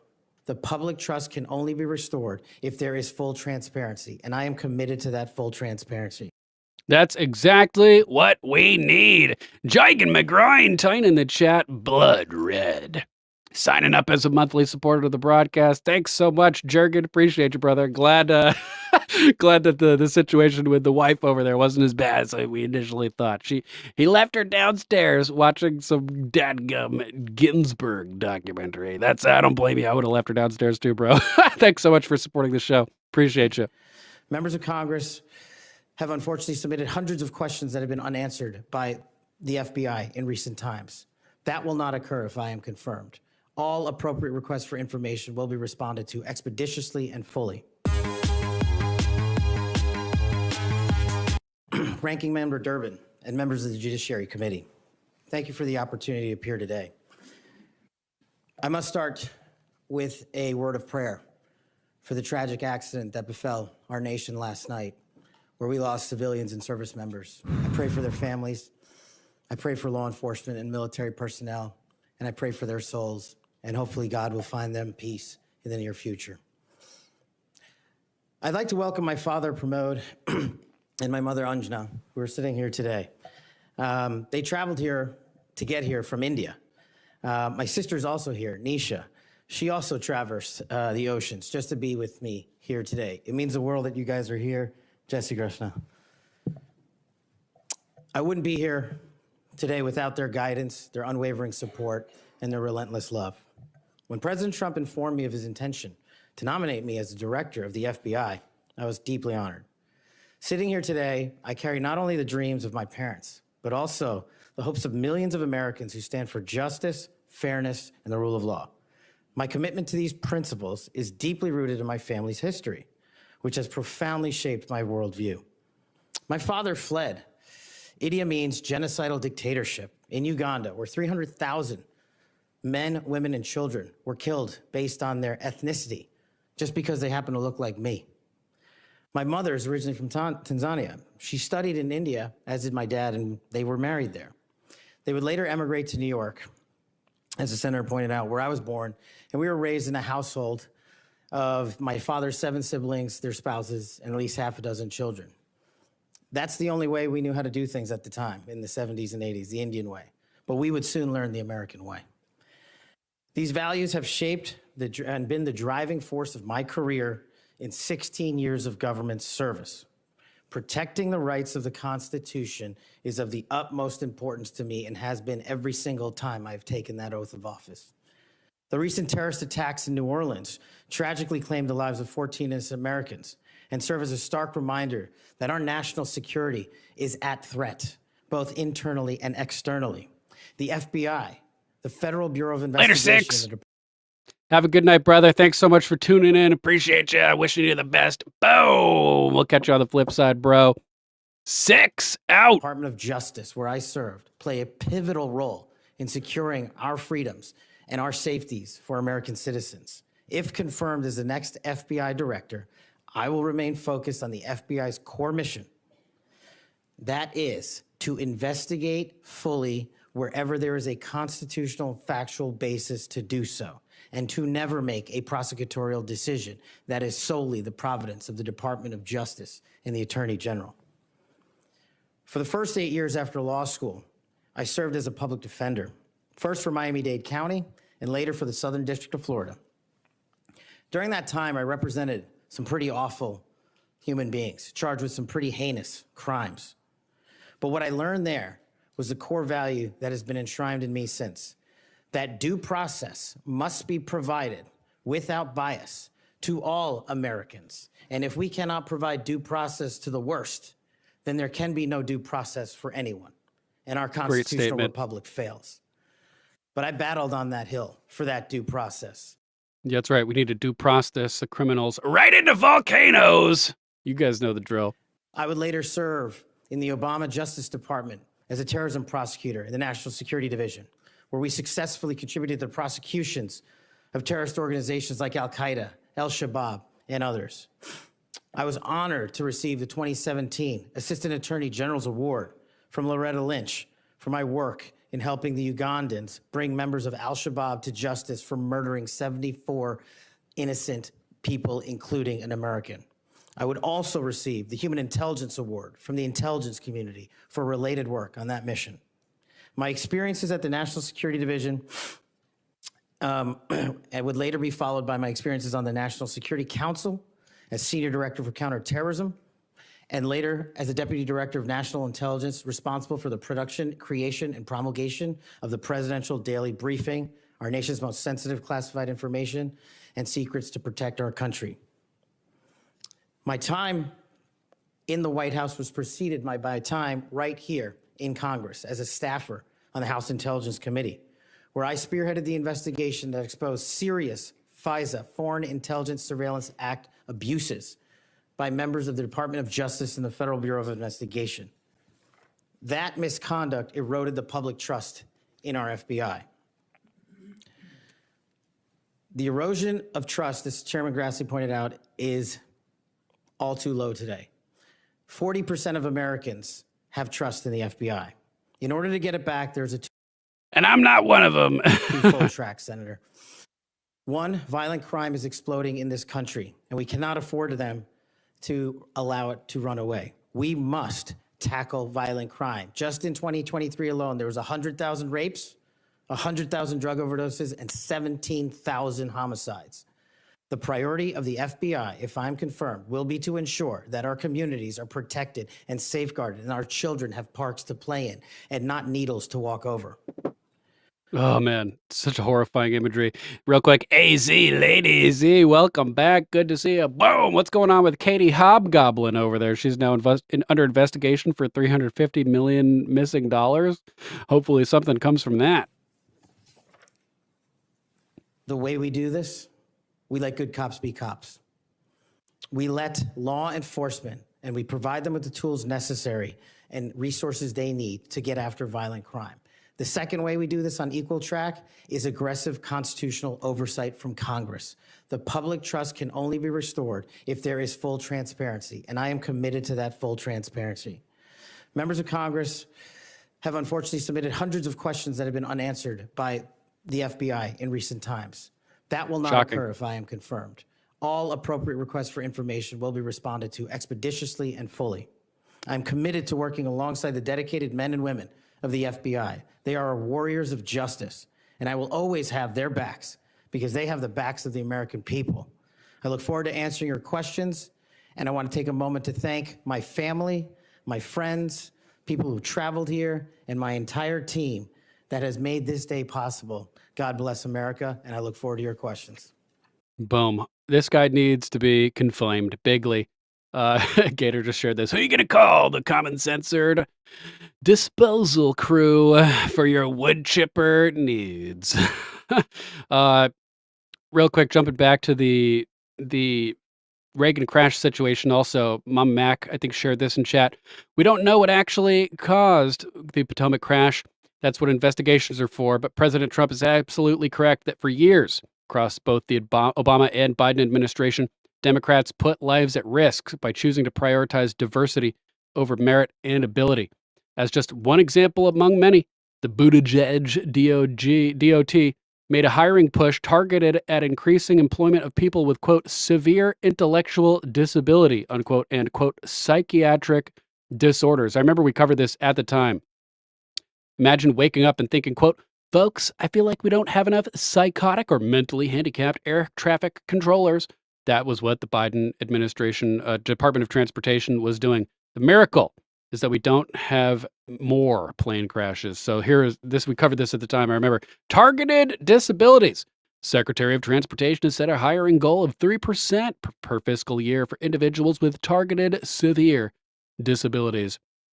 Targeted disabilities are those disabilities that the federal government, as a matter of policy, has identified for special emphasis in recruitment and hiring. The targeted disabilities are hearing, total deafness in both ears, vision, blind, missing extremities, partial paralysis, complete paralysis, and epilepsy, having seizure disorder, severe intellectual disability, psychiatric disability, and dwarfism. Individuals with targeted disabilities have the greatest difficulty obtaining employment. This is the only protected group for which federal agencies may have a hiring goal. So yeah, we need more blind and deaf air traffic controllers, right, guys? How about no, Scotty? How about no? In other news, back to the Kash Patel situation, Senator Tom Tillis trolls demon rats with a Kash Patel bingo card, which is hilarious. Here we have Kash bingo. Colleagues, I created a Kash bingo card that I have available to any of my colleagues who would like it on the other side of the aisle. Some may view this as an unserious caricature and not appropriate for this committee. Sadly, I consider it a serious caricature of what I expect to be witnessed today. I think we'll have words like enemies list and deep state. I've already X'd out 4 boxes in the opening statements alone. The fact of the matter is, some people will be here to simply substantiate a false narrative. Please go to thealexjonesstore.com. We have the great atomic. That's right. A lot of people there to push a false narrative, in my opinion. But I don't think he had this on his bingo card. Kash Patel dropping a hard R, baby. Whoa. This is Fortunately, wild. Senator, yes. I don't want to get into those details with my family here. Oh, let's get into a few of them. Tell me about it.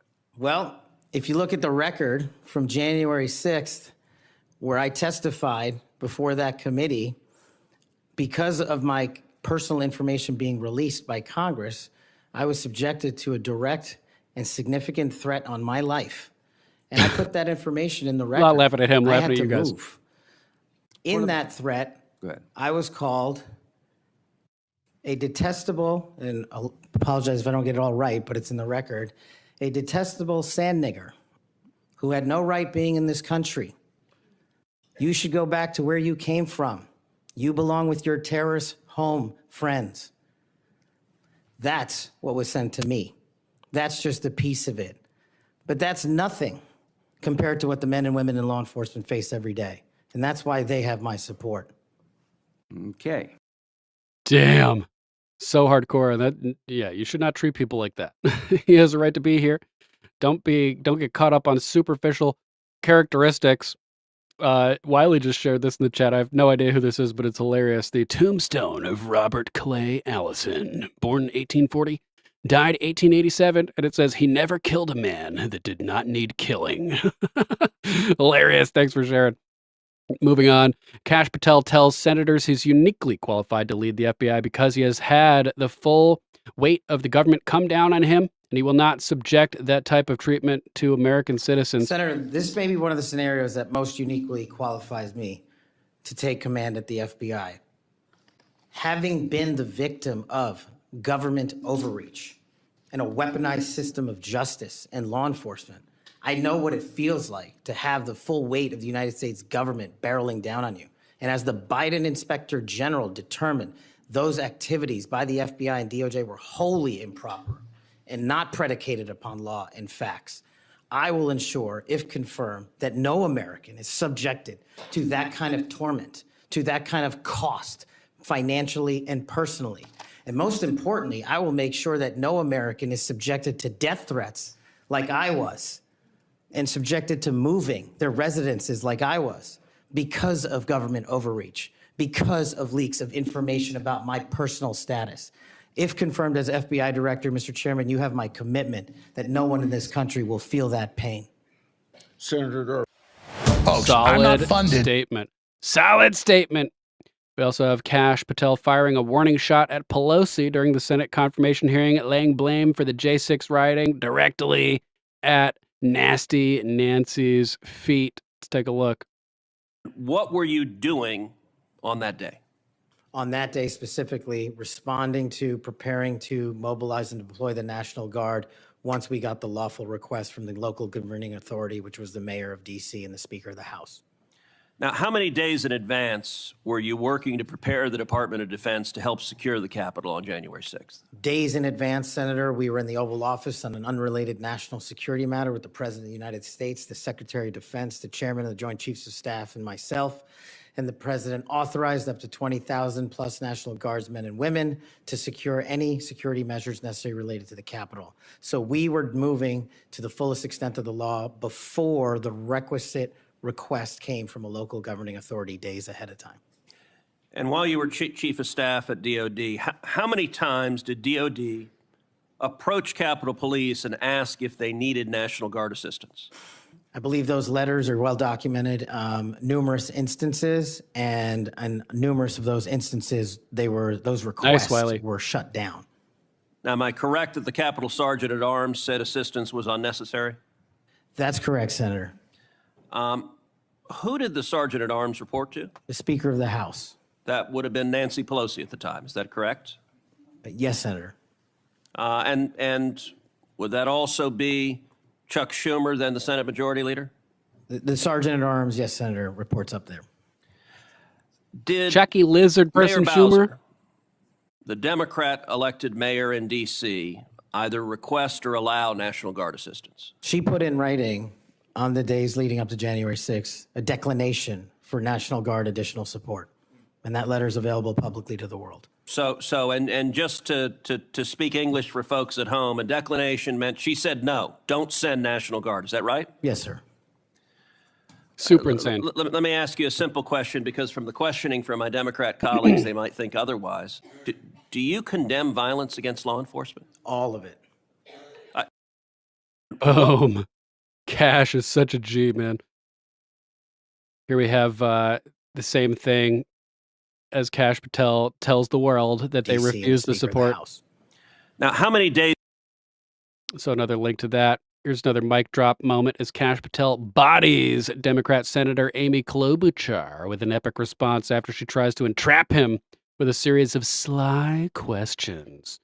Let's check out this one. Be shut down. Mr. Chair. I deserve an answer to that question. He is asking to be head of the FBI, and he said that their headquarters should be shut down. Mr. Chair, parliamentary inquiry. You got anything you want to say, Mr.? Yeah, and people want to be, the Secretary of Education to shut down the Department of Education as well. You just disagree on policy. Big fucking whoop. Before I go on to Senator Lee. Simply this. If the best attacks on me are going to be false accusations and grotesque mischaracterizations, the only thing this body is doing is defeating the credibility of the men and women at the FBI. I stood with them here in this country. In every theater of war we have, I was on the ground in service of this nation. And any accusations leveled against me that I would somehow put political bias before the Constitution are grotesquely unfair. And I will have you reminded that I have been endorsed by over 300,000 law enforcement officers to become the next director of the FBI. Let's ask them. Mr. Chairman, I am quoting his own words from September of 2024. It is his own words. It is not some conspiracy. It is what Mr. Patel actually said himself. Yeah, shut down the Hoover building, turn it into a museum to the deep state, and send everybody else out around the country to do their actual fucking job. It sounds like a good plan to me. Here we have, this might be the same clip. I'm not sure. Let's check it. Head of the FBI. Yeah, same clip. Let's jump over to the next one. Kash Patel makes loathsome Senator Adam Schiff look like a total fool while debating the word "we" after gotcha question from Schiff. Oh my God. Nobody pisses me off more than Adam Schiff. This guy is the real deplorable. Trump recite the Pledge of Allegiance. Then we went to a studio and recorded it, mastered it, digitized it, and put it out as a song now releasing exclusively on the War Room. We. If you had nothing to do with it, Mr. Patel, why did you tell he said Steve Bannon and all his listeners that you did? That's why it says we, as you highlighted. Yeah, and you're part of the we, right? When you say we, that includes you, doesn't it, Mr. Patel? Not in every instance. Well, that's new. Our So when group, you said we, right? you didn't really mean you. Is that your testimony? Not unless you have a new definition for the word we. Oh, okay. I always thought we included the person who pronounced the word, but maybe not. Well, you also said this, Mr. Patel. We were able to capture the recording thanks to their courageous singing, and we were able to take it to a studio. So let me ask you, Mr. Patel, after saying we took it to a studio, did you take it to a studio? Me personally? Oh, man. Not the full clip there, but there's more. I think I have it. We'll watch the rest. He tries to get him to turn around and look at the Capitol policeman. And he's like, I'm looking at you. And I hope he means that physically and metaphorically as well. In other words, I'm planning on investigating you when I get in there as FBI director. Here we have him destroying dirty Democrat Senator Dick Durbin when he brings up the January 6th pardons and outrageously implies that Kash Patel is racist. Enforcement. So do you think that America is safer because the 1,600 people have been given an opportunity to come out of serving their sentences and live in our communities again? Senator, I have not looked at all 1,600 individual cases. I have always advocated for imprisoning those that cause harm to our law enforcement and civilian communities. I also believe America is not safer because President Biden's commutation of a man who murdered 2 FBI agents, Agent Kohler's and Williams' family, deserve better than to have the man that point blank range fired a shotgun into their heads and murdered them released from prison. So it goes both ways. Leonard Pelletier was in prison for 45 years. He's 80 years old, and he was sentenced to home confinement. So he's not free, as you might have just suggested. He killed 2 FBI agents. Woo. There's more. Senator, as you can see, I took a photograph with an individual who showed up at a book event. I don't believe I'm guilty by association, and I certainly don't believe that an individual who is the first minority to serve as the Deputy Director of National Intelligence for this country is a racist in any way, and I detest any conjecture to the contrary. Man, these people are just so dirty. So dirty. Did we see this one? I don't think so. With Chuck Grassley, Kash Patel calling out government corruption on January 6th. So explain your position on January 6th to this committee, and how do you respond to critics who say that you're anti-law enforcement? Mr. Chairman, I greatly appreciate the question, the opportunity to discuss that. If anyone wants to consider me as anti-law enforcement, then look at my 16 years in government service, whether I was trying 60 jury trials in state and federal court upholding the rights of the indigent and breathing life into constitutional due process, or later as a national security prosecutor, where I served this country and overseas, and later when I was a Joint Special Operations Command civilian embedded with SEAL Team 6 and Delta, chasing down some of the most high-value target terrorists there are on this earth and successfully achieving a mission end state. I have always respected law enforcement. I have taken that oath and will take that oath again, God willing, to be the next director of the FBI. As for January 6th, I have repeatedly, often, publicly, and privately said there can never be a tolerance for violence against law enforcement. And anyone that commits an act of violence against law enforcement must be investigated, prosecuted, and imprisoned. And on January 6th, I said the same thing about acts against law enforcement. The Capitol Police, who I have served with, and when I was Chief of Staff at the Department of Defense, rushing to the aid of the members of this committee and your colleagues to provide the National Guard was my top mission priority, not politics. And that is my love of this country to protect our laws and our way of life. And it was no different. If there's any ever corruption, I have been the first to call it out. And I will continue to call out corruption in government service because it is a privilege to serve this nation. Thank you, Mr. Chairman. Folks, I'm not. Boom. Nailed that one. We also have the father of January 6er, Matthew Huddle, who was killed by a sheriff's deputy on Sunday, saying that he was murdered. And after the police have refused to release the body camera footage, Dirty Dick Durbin uses Huddle's death to smear January 6ers and score political points during Cash's hearing over here. Thanks, Mr. Chairman. Mr. Patel, I woke up this morning to National Public Radio, and they had an item on there about what has happened to those who were given blanket clemency by President Trump. One of these individuals was a man named Matthew Huddle. Are you familiar with him? I'm sorry, what was the last name? Matthew Huddle. If you could remind me, Senator. Well, I was reminded again this morning. He's a man who's been found guilty of numerous crimes. The one described this morning was an outrageous situation where he beat his 3-year-old child to a point where the poor kid couldn't even sit down for a week. Mr. Huddle was one of the demonstrators who came to the Capitol on January 6th. He was incarcerated and charged with, and pled guilty to crimes that he had committed, violence against police officers. After he was released by President Trump, he returned to his home state of Indiana. A few days later, he was stopped on the road, pulled a gun on a policeman. The policeman, sheriff's deputy, turned, shot, and killed him. This is not the only instance of a person who received President Trump's clemency committing another crime. Peter Schwartz was mentioned this morning on the radio. 38 criminal convictions, 38. He'd been sentenced to 14 years in prison. He was released because of the president's unconditional clemency, which was given to him as well. So I guess my question is this. Was President Donald Trump wrong to give blanket clemency to the January 6 defendants? Thank you, Ranking Member. A couple of things on that.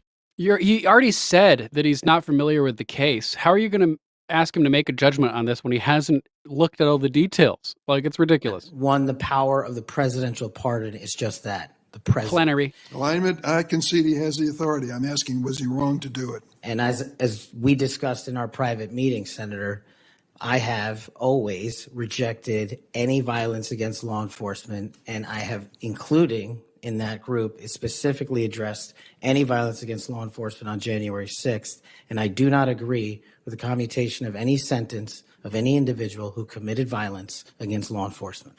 So do you think that America is safer because these 1,600 people have been given an opportunity to come out of serving their sentences and live in our communities again? Senator, I have not looked at all 1,600 individual cases.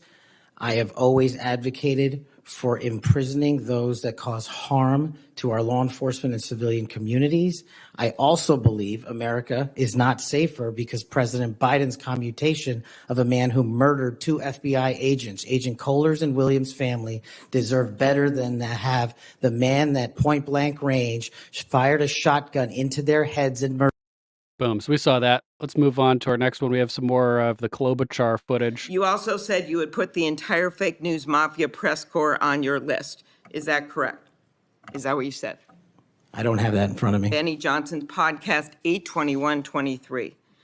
You have said that the FBI, including today, you said that they remain utterly corrupt. This is an agency with agents obviously. who have taken down terrorists, taken down bank robbers, taken down crime.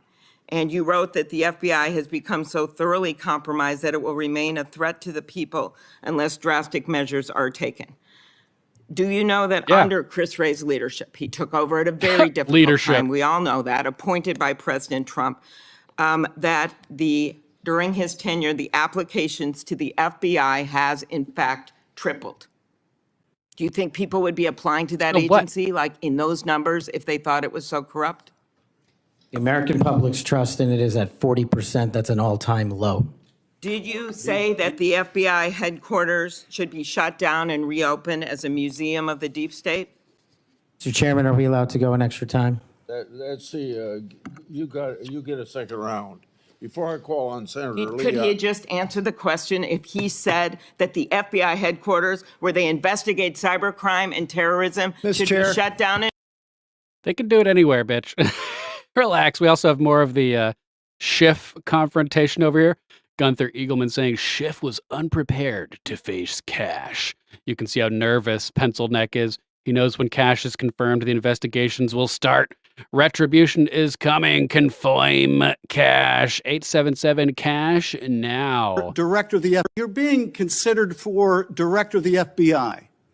And here you did no diligence to find out whether people you were associating with now the President of the United States in song were convicted of attacking police officers. Is that who we want running the FBI? I want you to turn around. There are Capitol Police officers behind you. They're guarding us. Take a look at them right now. Turn around. I'm looking at you. You're talking to me. No, look at them. I want you to look at them if you can, if you have the courage to look them in the eye, Mr. Patel, and tell them you're proud of what you did. Tell them you're proud that you raised money off of people that assaulted their colleagues, that pepper sprayed them, that beat them with poles. Tell them you're proud of what you did, Mr. Patel. They're right there. They're guarding you today. Tell them how proud you are. That's an abject lie, and you know it. I've never, ever accepted violence against law enforcement. I've worked with these men and women, as you know, you my entire glorified life, it in song, and I did Mr. not Patel. make a single dime out of In it. song. Well, let me. How about you ask them if I have their backs, and let's see about that answer. Let me ask you this, Mr. Patel. Let me ask you this. If an FBI director promoted a song of people who sprayed pepper spray in the face of an FBI agent, would you say they were fit to be director? Mr. Schiff? Yes or no? Would they be fit to be director? I am fit to be the director of the FBI. If you were the FBI director and you promoted a song with someone who beat an FBI agent with a pole, would you say you were fit to be FBI director? Mr. Schiff, I am fit to be FBI director based on my 16 years in government service. And yet you did all these things, Mr. Patel. You can say, oh, I support law enforcement. I decry violence against law enforcement. You could say all that. It's what you did, Mr. Patel, that matters. It's what you did that matters. Well, let me ask you about something else. It's what you did that matters, like fabricating a fake phone call at a congressional hearing to try to paint Trump as a mafioso. What you did matters. You're going to be arrested. You did, Mr. Patel. Did you claim that Donald Trump declassified all the documents at Mar-a-Lago? Did you claim that? In what proceeding? To the public, ever. Did you tell anyone that Donald Trump declassified all the documents at Mar-a-Lago? From publicly available information, President Trump issued a declassification order on a variety of materials. No, I'm just asking you, did you tell the public, did you tell anyone, did you make the claim that Donald Trump had declassified those hundreds of classified documents that were Mar-a-Lago? Did you make that claim From my publicly? best of my recollection, I said President Trump issued a declassification order to a large number of documents. Yeah, and were you present when he declassified all the Mar-a-Lago documents? Senator, I'm not saying he declassified all the Mar-a-Lago documents. I said President Trump declassified a large number of documents, and I would hope this committee and the rest of Congress would want to get those documents to the American people. Mr. Patel, before a president or anyone declassified documents, wouldn't you want to know whether making the public would would cause sources to be killed? Wouldn't you want to know that before you just declare they're all declassified? Wouldn't that be the responsible thing for a president to do? It was the responsible thing for us to do. That's why we declassified the Nunes memo. And did Donald Trump declassify? And no one died. And did Donald Trump ever ask any of the agencies who produced those documents whether declassifying them would put people's lives at risk? Did he ever do that, to your knowledge, Kash Patel? I don't know that he didn't. Do you? No, that's the problem, isn't it? The president can declassify anything he wants. You don't like it, pass a constitutional amendment. Watermelon-headed bitch. That's the problem, isn't it? So let me just ask, Mr. Chairman, if you would, Mr. Patel has said he has no problem. He would support the release of his grand jury testimony in that case. I would ask you, Mr. Chairman, ranking member, to join me in requesting, with Mr. Patel's approval, the release of those grand jury transcripts. And I would also ask Mr. Patel whether you support the release of Volume 2 as it pertains to you of the special counsel's report. Any reference to you in the report, to your truthfulness, will you support the release to this committee of those sections of Volume 2 of special counsel's report? I support following the law and providing whatever information the law requires. Well, you said to the Wall Street Journal that you support transparency. Here's your chance, Mr. Patel. Do you support release of that to this committee? Yes or no? Your time Need a is fund, up. Mama Mac. Before I also found the clip that I was talking about before where penciled neck over here tells him to turn around and look at the Capitol Police over here. This is a great clip. I want you to turn around. There are Capitol Police officers behind you. They're guarding us. Take a look at them right now. Turn around. I'm looking at you. You're talking to me. No, look at them. I want you to look at them if you can, if you have the courage to look them in the eye, Mr. Patel, and tell them you're proud of what you did. Tell them you're proud that you raised money off of people that assaulted their colleagues, that pepper sprayed them, that beat them with poles. Tell them you're proud of what you did, Mr. Patel. They're right there. They're guarding you today. Tell them how proud you are. That's an abject lie, and you know it. I've never, ever accepted violence against law enforcement. I've worked with these men and women, as you know, you my entire glorified life. it in song, and I did Mr. not Patel. make a single dime out of In it. song. Well, let me. How about you ask them if I have their backs, and let's see about that answer. Let me ask you this, Mr. Patel. Let me ask you this. If an FBI director promoted a song of people who sprayed pepper spray in the face of an FBI agent, would you say? Let's jump over to Victor Davis Hanson next. Get me, Kash Patel. Why the left is scared of Kash. But why are people so angry or upset on the left about Kash Patel? Because ostensibly, he's been a public defender. He's been a federal prosecutor. He's worked in the executive branch in DOD. He's worked in the legislative branch attached to the House Intelligence Committee. He seems like the perfect FBI director. They just care that Kash Patel helped Donald Trump prove that the FBI and the Hillary Clinton campaign were extraordinarily trying to destroy a political opponent.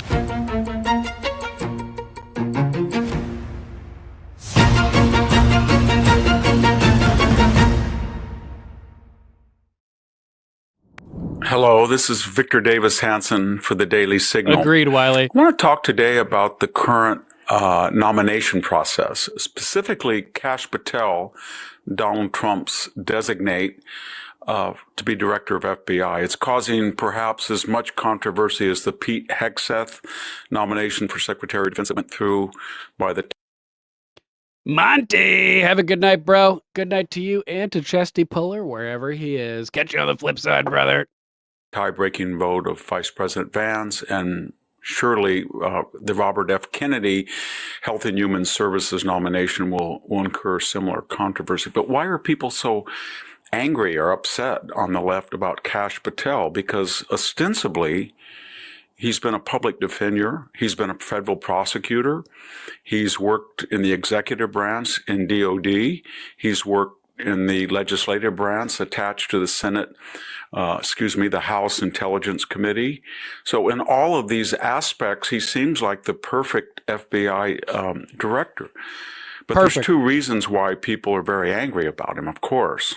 One is he was the point man for Devin Nunes's House Select Intelligence Committee which is why we like him so much, because he put his neck on the line there to stand up for truth and justice. Investigation of the FBI. And he helped draft the Nunes memo, which detailed quite accurately all of the FBI's machinations to collude with their paid informant, Christopher Steele, to fabricate a false dossier Thanks, Wiley. that Appreciate you, brother. incorrectly alleged that Donald Trump was a Russian asset. It was an effort of Hillary Clinton through 3 paywalls to damage the Trump campaign, and it had the assistance of the FBI. And more importantly, the FBI went out to monitor the communications of Kash Patel himself. And so in the left-wing way of thinking, Kash Patel helped to exonerate Donald Trump. And they're not worried about the Nunes memo turned out to be valid in a way that the opposing minority memo of Adam Schiff did not. They don't care about the veracity. They just care that Kash Patel helped Donald Trump prove that the FBI and the Hillary Clinton campaign were extraordinarily trying to destroy a political opponent. The second thing is Kash Patel comes from a different background. He's an Indian American immigrant. He went to schools that the left do not they don't think they're quite Ivy League. No Yale Law School degree, no Harvard Law School. Not that that matters all the time. Look at Not part of the good old boys club, the White Shoe Boys. J.D. Vance with his Yale degree. They went out to destroy him. But they're snobbish, the bicoastal elite. He's an outsider. And then a third thing is that consistent with all these nominees, Kash Patel had been a victim of the very office that he will direct, in the way that they went after Tulsi Gabbard and put her on a no-fly list, and the way they went after HHS, designate Robert Kennedy, the way they went after Jay Bhattacharya, etc. And that makes them very afraid. So it's illogical, but there's also another reason that they're opposing them. Not part of that Yale closeted homosexual cocaine usage party group there, Threeper. Not part of the Skull and Bones. FBI has become renegade. Just think about the last 10 years. We had Robert Mueller, the former FBI director who was the head of the Mueller investigation. Under oath, he did not know what Fusion GPS was, he's claimed, nor the Steele dossier, the two catalysts that prompted his appointment. Then we go to James Comey. He hired Christopher Steele. He paid him as an FBI informant. He had a private conversation with the President of the United States, went back out, recorded it on an FBI device, and then leaked it. And then he lied to the President and said, "You're not under investigation, Mr. President." Then he went before the House Intelligence Committee under 245 times. He said, "I didn't remember." Then his replacement, Andrew McCabe, lied 4 times to federal investigators. And this is in addition to the Peter Strzok, Lisa Page corpus, where they said Andrew McCabe has guaranteed that Trump will not be elected in 2016. Then we come to Christopher Wray.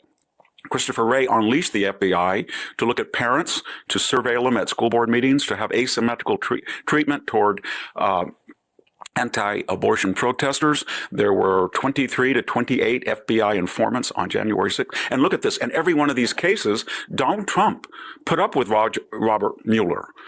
He put up with him. In other words, Robert Mueller ate up 20 months and $40 million of the Trump administration, and Trump didn't go after him. He was a retired FBI special counsel. Right, he could have just fired his ass, right? He did not fire James Comey until it came to his attention all the things I enumerated. He allowed Andrew McCabe to be the interim FBI director, who then, in cahoots with Rod Rosenstein, supposedly discussed putting a wire to stealthily wiretap the President of the United States. And he still wasn't fired. He wasn't fired until he lied 4 times to federal investigators. And finally, to finish, Christopher Wray was never fired. Trump was very magnanimous to him, given all the things that he did. Remember, the FBI partnered with Facebook to suppress news on the eve of the 2020 election that the laptop supposedly was Russian disinformation when the FBI had it in their possession for a year and knew it wasn't. Add all of this up and it makes sense why the left is trying to destroy Kash Patel, but it doesn't make it right. And I'm confident, as you are, that he will be confirmed, because he will be an FBI director like none other we've had in the last 20 years. Thank you very much. This is Victor Davis Hanson for the Daily Signal. Victor Davis Hanson, the Blade of Perseus. Always with good takes over there. Before we get into the Tulsi stuff, got a couple other interesting updates. Mama Mac just posted this in the chat from Christina Wong at Christina_Wong. Spoke to someone who served in the same unit as the Army Black Hawk crew, knew them personally, and flew those routes. He made the following points. 1, that it was a training flight was not unusual at all. Those flights are flown every day. 2, the co-pilot was going through her annual evaluation for night flying. Night vision goggles can magnify light, making it easier to confuse aircraft lights with ground lights.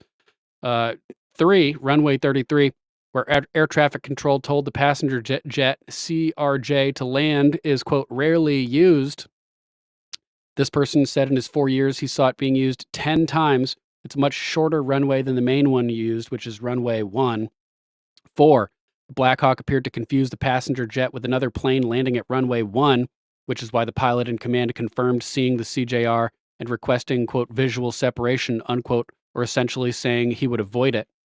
5, the CRJ was circling to land and making a left turn at the time. The Black Hawk was in its blind spot. I don't know about that. You can look at the chart of them moving, and the Black Hawk turns right into it and goes straight into it for a few seconds before the collision. So I'm not necessarily buying that. 6, the crew was inexperienced. The instructor pilot had just under 1,000 flying hours. He was former Navy. The co-pilot had around 500 hours, and the crew chief, who served on multiple combat tours, around 1,000 hours. They flew these same routes for at least 3 years. So were they inexperienced? I mean, relatively speaking, but 1,000 hours, 500 hours, flying this same route for 3 years, that sounds like a little bit of experience to me. 7, it was not unusual to have 3 crew members on a Black Hawk. There's only 4 for certain mission sets. Whether the crew chief saw the CRJ would have depended on which side he was sitting on, not if you're facing directly towards it. 8, it was a dark night with no moon, so the lights from the plane should have stood out like nobody's business. 9, air traffic control could have told the Black Hawk to hold north or diverted it. 10, potential changes could be to change the route, altitude, or hours during heavy air traffic. Quote, all these things, they say, made for the perfect storm. Not so sure about that. Not so sure if I agree with that analysis. She also sent this one, Mama Mac. This one looks good.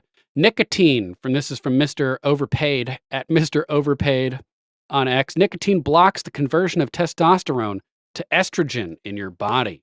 Do you understand why the elites are heavily taxing and banning tobacco products left and right? Study aromatase inhibitors. Nicotine, its major metabolite, cotinidine, and other tobacco alkaloids were indeed found to inhibit aromatase activity in human trophoblasts, granulosa cells, and breast cancer cells, presumably through direct competitive binding to the active site of the enzyme. Very interesting finding, Mama Mac. It tracks with what I've heard, because I've heard that, you know, when you get off nicotine, your testosterone will plummet, probably because it's not then preventing testosterone from being converted into estrogen. So that makes perfect sense, Mama Mac. Thanks for sharing that. Let's jump into the Tulsi Gabbard stuff. There's a link in this article from Gateway Pundit to the full video if you want to watch the full confirmation hearing. But let's jump into some clips. We have the opening statement here. Breaking in Tulsi Gabbard's historic opening statement. She takes the deep state head on. Alex Jones breaks it down live in this critical transmission. To my husband, Abraham, my family, friends, fellow veterans, Medal of Honor recipients, and patriots, thank you for your love and support.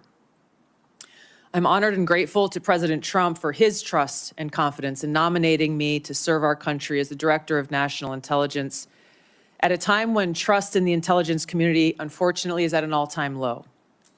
Chuck Schumer admitted a few years ago, quote, you take on the intelligence community, they have 6 ways from Sunday at getting back at you. For too long, faulty, inadequate, or weaponized intelligence have led to costly failures and the undermining of our national security and God-given freedoms enshrined in the Constitution. What's up, bro? The most obvious example of one of these failures is our invasion of Iraq based upon a total fabrication or complete failure of intelligence. This disastrous decision led to the deaths of tens of thousands of American soldiers, millions of people in the Middle East, mass migration, destabilization, and undermining of the security and stability of our European allies, the rise of ISIS, strengthening of Al-Qaeda and other Islamist jihadist groups, and strengthening Iran. Here are just a few other examples. The American people elected Donald Trump as their president not once but twice, And yet the FBI and intelligence agencies were politicized by his opponents to undermine his presidency and falsely portray him as a puppet of Putin. Title I of FISA was used illegally to obtain a warrant to spy on Trump campaign advisor Carter Page, using a Clinton campaign-funded false dossier as their so-called evidence. Biden campaign advisor Tony Blinken was the impetus for the 51 former senior intelligence officials' letter dismissing Hunter Biden's laptop as disinformation, specifically to help Biden win the election. If you're going to mention Tony Blinken, you should use the full name. Anthony Blinken is asshole. Former DNI James Clapper lied to this committee in 2013, denying the existence of programs that facilitated the mass collection of millions of Americans' phone and internet records, yet was never held accountable. Under John Brennan's leadership, the CIA abused its power to spy on Congress, to dodge oversight, lied about doing it until he was caught, and yet has never been held responsible. Epic. Under Biden, the FBI abused its power for political reasons to try to surveil Catholics who attend traditional Latin Mass, labeling them as quote-unquote radical traditionalist Catholics. Personally, just 24 hours after I criticized Kamala Harris and her nomination, I was placed on a secret domestic terror watch list called Quiet Skies. Sadly, there are more examples. The bottom line is this must end. President Trump's re-election is a clear mandate from the American people to break this cycle of failure, end the weaponization and politicization of the intelligence community, and begin to restore trust in those who've been charged with the critical task of securing our nation. If confirmed as DNI, I will do my very best to fulfill this mandate and bring leadership to the intelligence community with a laser-like focus on our essential mission: ensuring the safety, security, and freedom of the American people. As the President's principal intelligence advisor, I'll begin by leading by example, checking my own personal views at the door, and committing to delivering intelligence that is collected, analyzed, and reported without bias, prejudice, or political influence. I enlisted in the Army because of the horrific terrorist attack on September 11th. And volunteered to deploy to Iraq in 2005, where I served in a medical unit. After nearly 22 years in uniform with 3 combat deployments to the Middle East and Africa, I'm now a lieutenant colonel in the U.S. Army Reserve, where I serve as a battalion commander of soldiers in Oklahoma, Missouri, and Arkansas. I served in Congress for 8 years on the Homeland Security, Foreign Affairs, and Armed Services committees. And it's my experience in the military and in the halls of Congress that have given me a deep understanding of the complex challenges that our nation faces, in both roles engaging with world leaders, in both roles being privy to highly classified intelligence. So I know firsthand how essential accurate, unbiased, and timely intelligence is to the President, to Congress, and to our warfighters. I also know the heavy cost of intelligence failures and abuses. Senator Collins, you led the creation of ODNI specifically to address those intelligence failures of 9/11 and Iraq's so-called WMDs. The need for the ODNI under strong leadership still exists today. If confirmed, I'll bring my experience and fresh eyes to leading the intelligence community. And my day one priorities will be to assess the global threat environment, identify where gaps in our intelligence exist, integrate intelligence elements, increase information sharing, and ensure that unbiased, apolitical, objective collection and analysis to support the President and policymakers' decision-making occur. I'll work to end the politicization of the intelligence community and ensure there is a clear mission focus in the IC on its core mission of this unbiased, apolitical collection and analysis of intelligence to secure our nation. I'll work to rebuild trust through transparency and accountability. This is a national security imperative. Thanks, academics. And I'll work to assess and address efficiencies, redundancies, and effectiveness across ODNI to ensure focus of personnel and resources is on our core mission of national security. Now, in my meetings that I've had with many of you, you expressed bipartisan frustration about recent intelligence failures as well as the lack of responsiveness to your requests for information. Whether it's the surprise October 7th Hamas terrorist attack, to the sudden takeover of Syria by Islamist extremists, failures to identify the source of COVID, anomalous health incidents, UAPs, drones, and more. If confirmed, I look forward to working with you to address these issues. Ensuring the safety, security, and freedom of the American people is a mandate of leadership that rises above partisan politics. If confirmed, my commitment to the President, to you, and to the American people is this: I will do my very best to find the truth, no matter where it leads, and share that truth with President Trump, his advisors, and you in Congress, providing you with that unbiased, timely, and accurate intelligence as you make the tough decisions that'll impact the safety, security, and freedom of the American people. Now, before I close, I want to warn the American people who are watching at home. You may hear lies and smears in this hearing that'll challenge my loyalty to and my love for our country. Those who oppose my nomination imply that I am loyal to something or someone other than God, my own conscience, and the Constitution of the United States, accusing me of being Trump's puppet, Putin's puppet, Assad's puppet, a guru's puppet, Modi's puppet, not recognizing the absurdity of simultaneously being the puppet of 5 different puppet masters. The same tactic was used against President Trump and failed. The American people elected President Trump with a decisive victory and mandate for change. The fact is, what truly unsettles my political opponents is I refuse to be their puppet.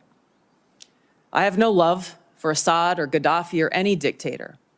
I just hate al-Qaeda. I hate that we have leaders who cozy up to Islamist extremists, minimizing them to so-called rebels.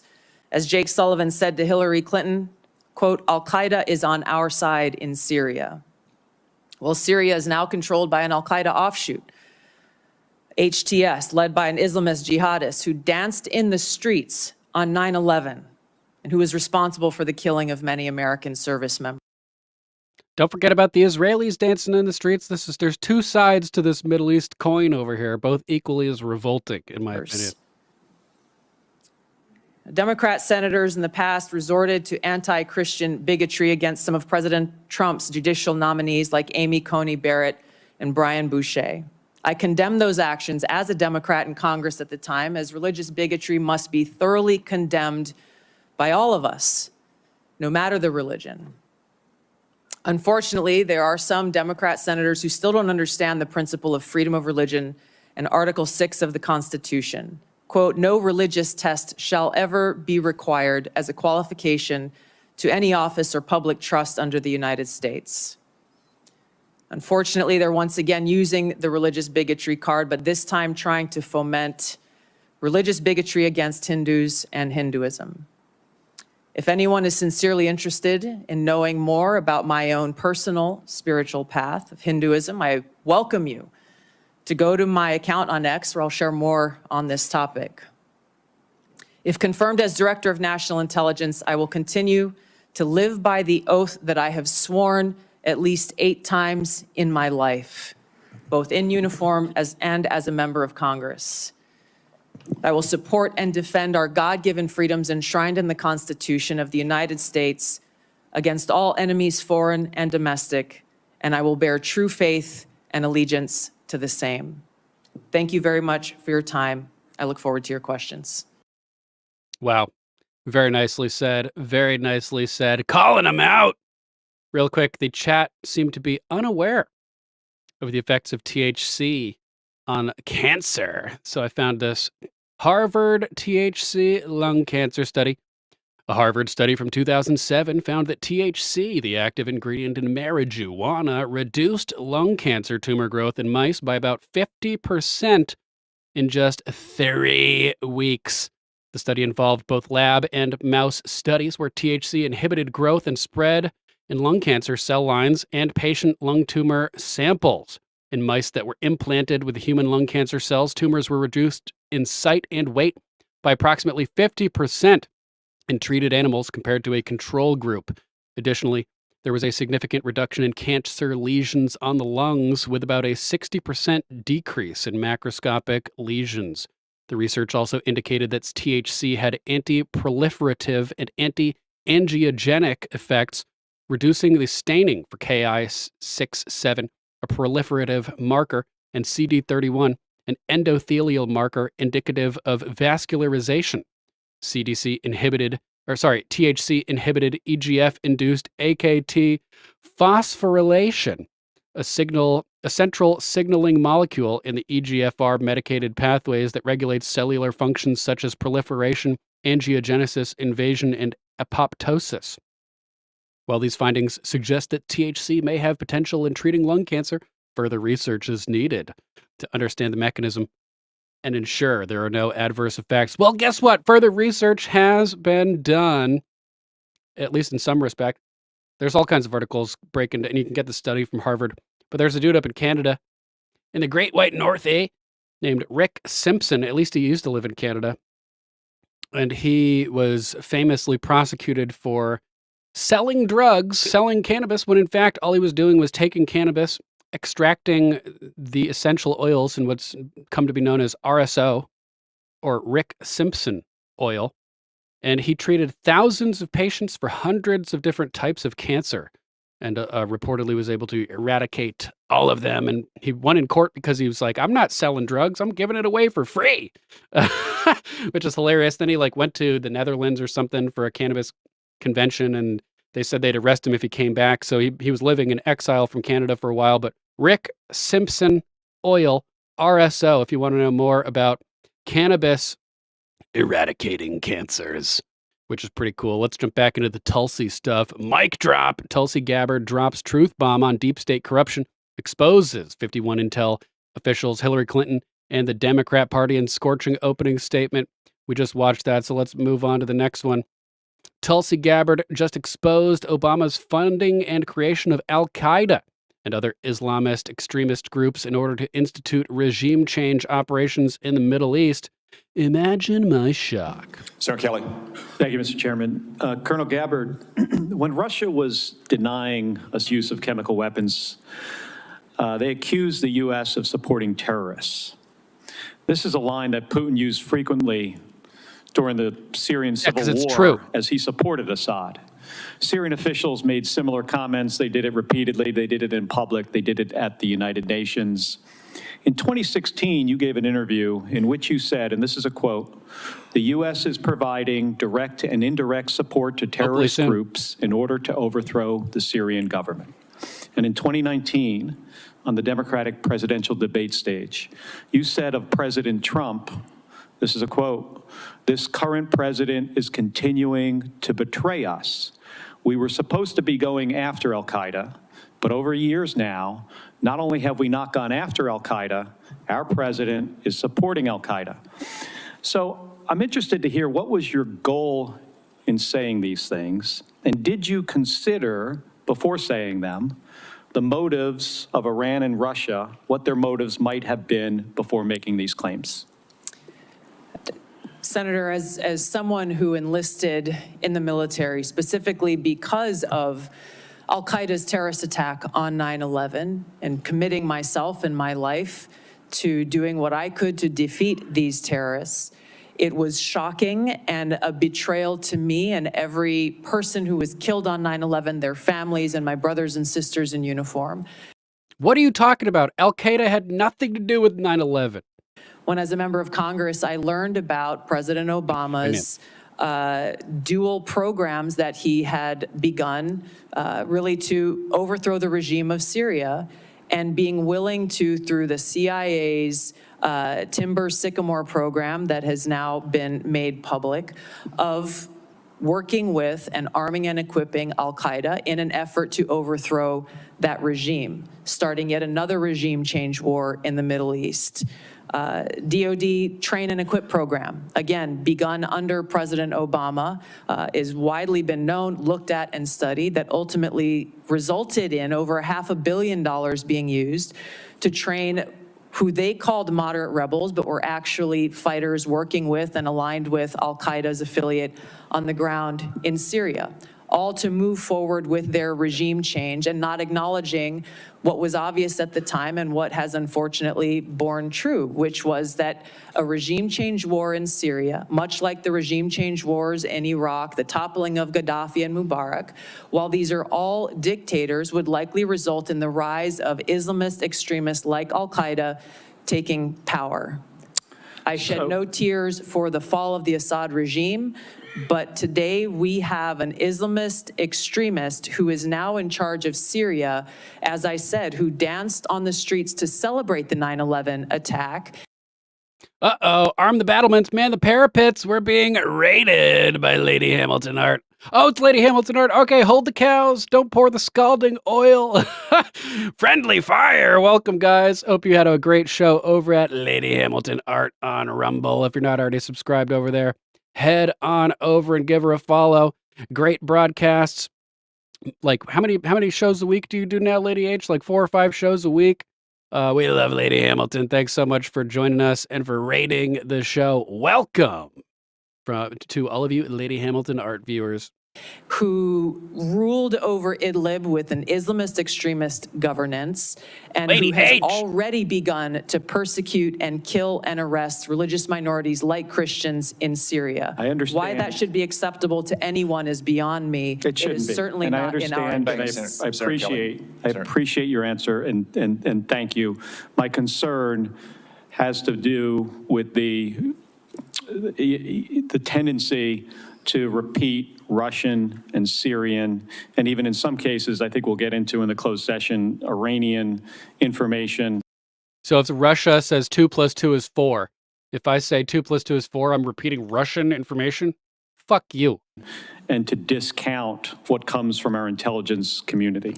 Senator, every American 6 deserves shows a to week, know Lady that H. people in our own government Epic. were providing support to our sworn enemy, Al-Qaeda. That should not be acceptable by anyone. Thank you. Unless you've been hiding under. Boom. Let's jump over next. Once again, Tulsi Gabbard is asked to disavow Russia. Getting laughable at this point. Totally laughable. I want to make certain that in no way does Russia get a pass in either your mind or your heart, or in any policy recommendation you would make or not make. Senator, I'm offended by the question because my sole focus, commitment, and responsibility is about our own nation, our own security, and the interests of the American people. In carrying out the responsibilities of the Director of National Intelligence, if confirmed, no country, group, or individual will get a pass. In my fulfilling that responsibility of providing that full intelligence picture so that you all can make the best informed policy decisions for the safety, security, and freedom of the American people. You have my commitment to be completely objective, unbiased, and apolitical. And I hope you understand my commitment to our country's interest. God, these people are incorrigible. Tulsi Gabbard calls out Senator Collins' assertion that she's a Hezbollah asset. An absurd accusation. Have you ever knowingly met with any members, leaders, or affiliates of Hezbollah? No, and it is an absurd accusation. Please go to thealexjonesstore.com. Absurd. Let's check out this. Did you put it at the right moment, Wiley, in that clip? Let's see. Where'd it go? Tulsi Gabbard. Let's see what's going on over here. During the Syrian civil war, as he supported Assad, Syrian officials made similar comments. They did it repeatedly. They did it in public. They did it at the United Nations. In 2016, you gave an interview in which you said, and this is a quote, "The U.S. is providing direct and indirect support to terrorist groups in order to overthrow the Syrian government." And in 2019, on the Democratic presidential debate stage, you said of President Trump, this is a quote, "This current president is continuing to betray us. We were supposed to be going after Al-Qaeda." Yeah, I think I played it already. Wiley, let's see what we got next.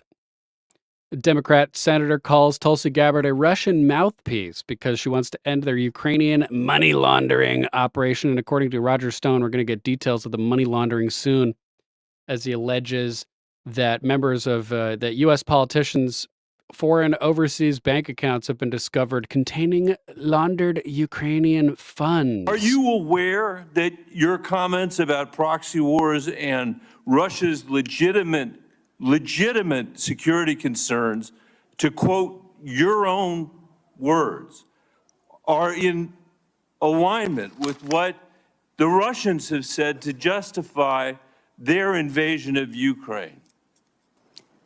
Yes or Senator, no? I don't pay attention to Russian propaganda. My goal is to speak the truth, the answer is regardless of whether you like it or not. I'll take it. That's fine. You said you are used to speaking truth to power. Yes. Please go to the Alex Jones store. I agree, Tri-Stater. They should just shut this whole thing down.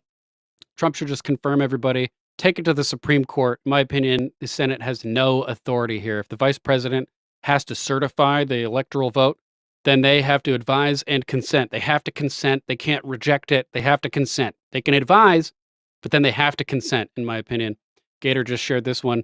Here's John McStain with Abu Mossa, ISIS press officer, Abu Bakr al-Baghdadi, head of ISIS, Mohammed Noor, Syrian terrorist, and Muaz Mustafa, Syrian Emergency Task Force. Yeah, not suspicious at all, Gator. Not suspicious at all. Let's go ahead and terminate the YouTube feed and go Rumble and exclusive. Here's the link if you're watching on YouTube. Come and join us on Rumble, on Alt Tech, where we can speak freely and where the water is warm and we all float. If you can't make it, we'll be back tomorrow for more Common Censored. But until then, let's get ready to rumble.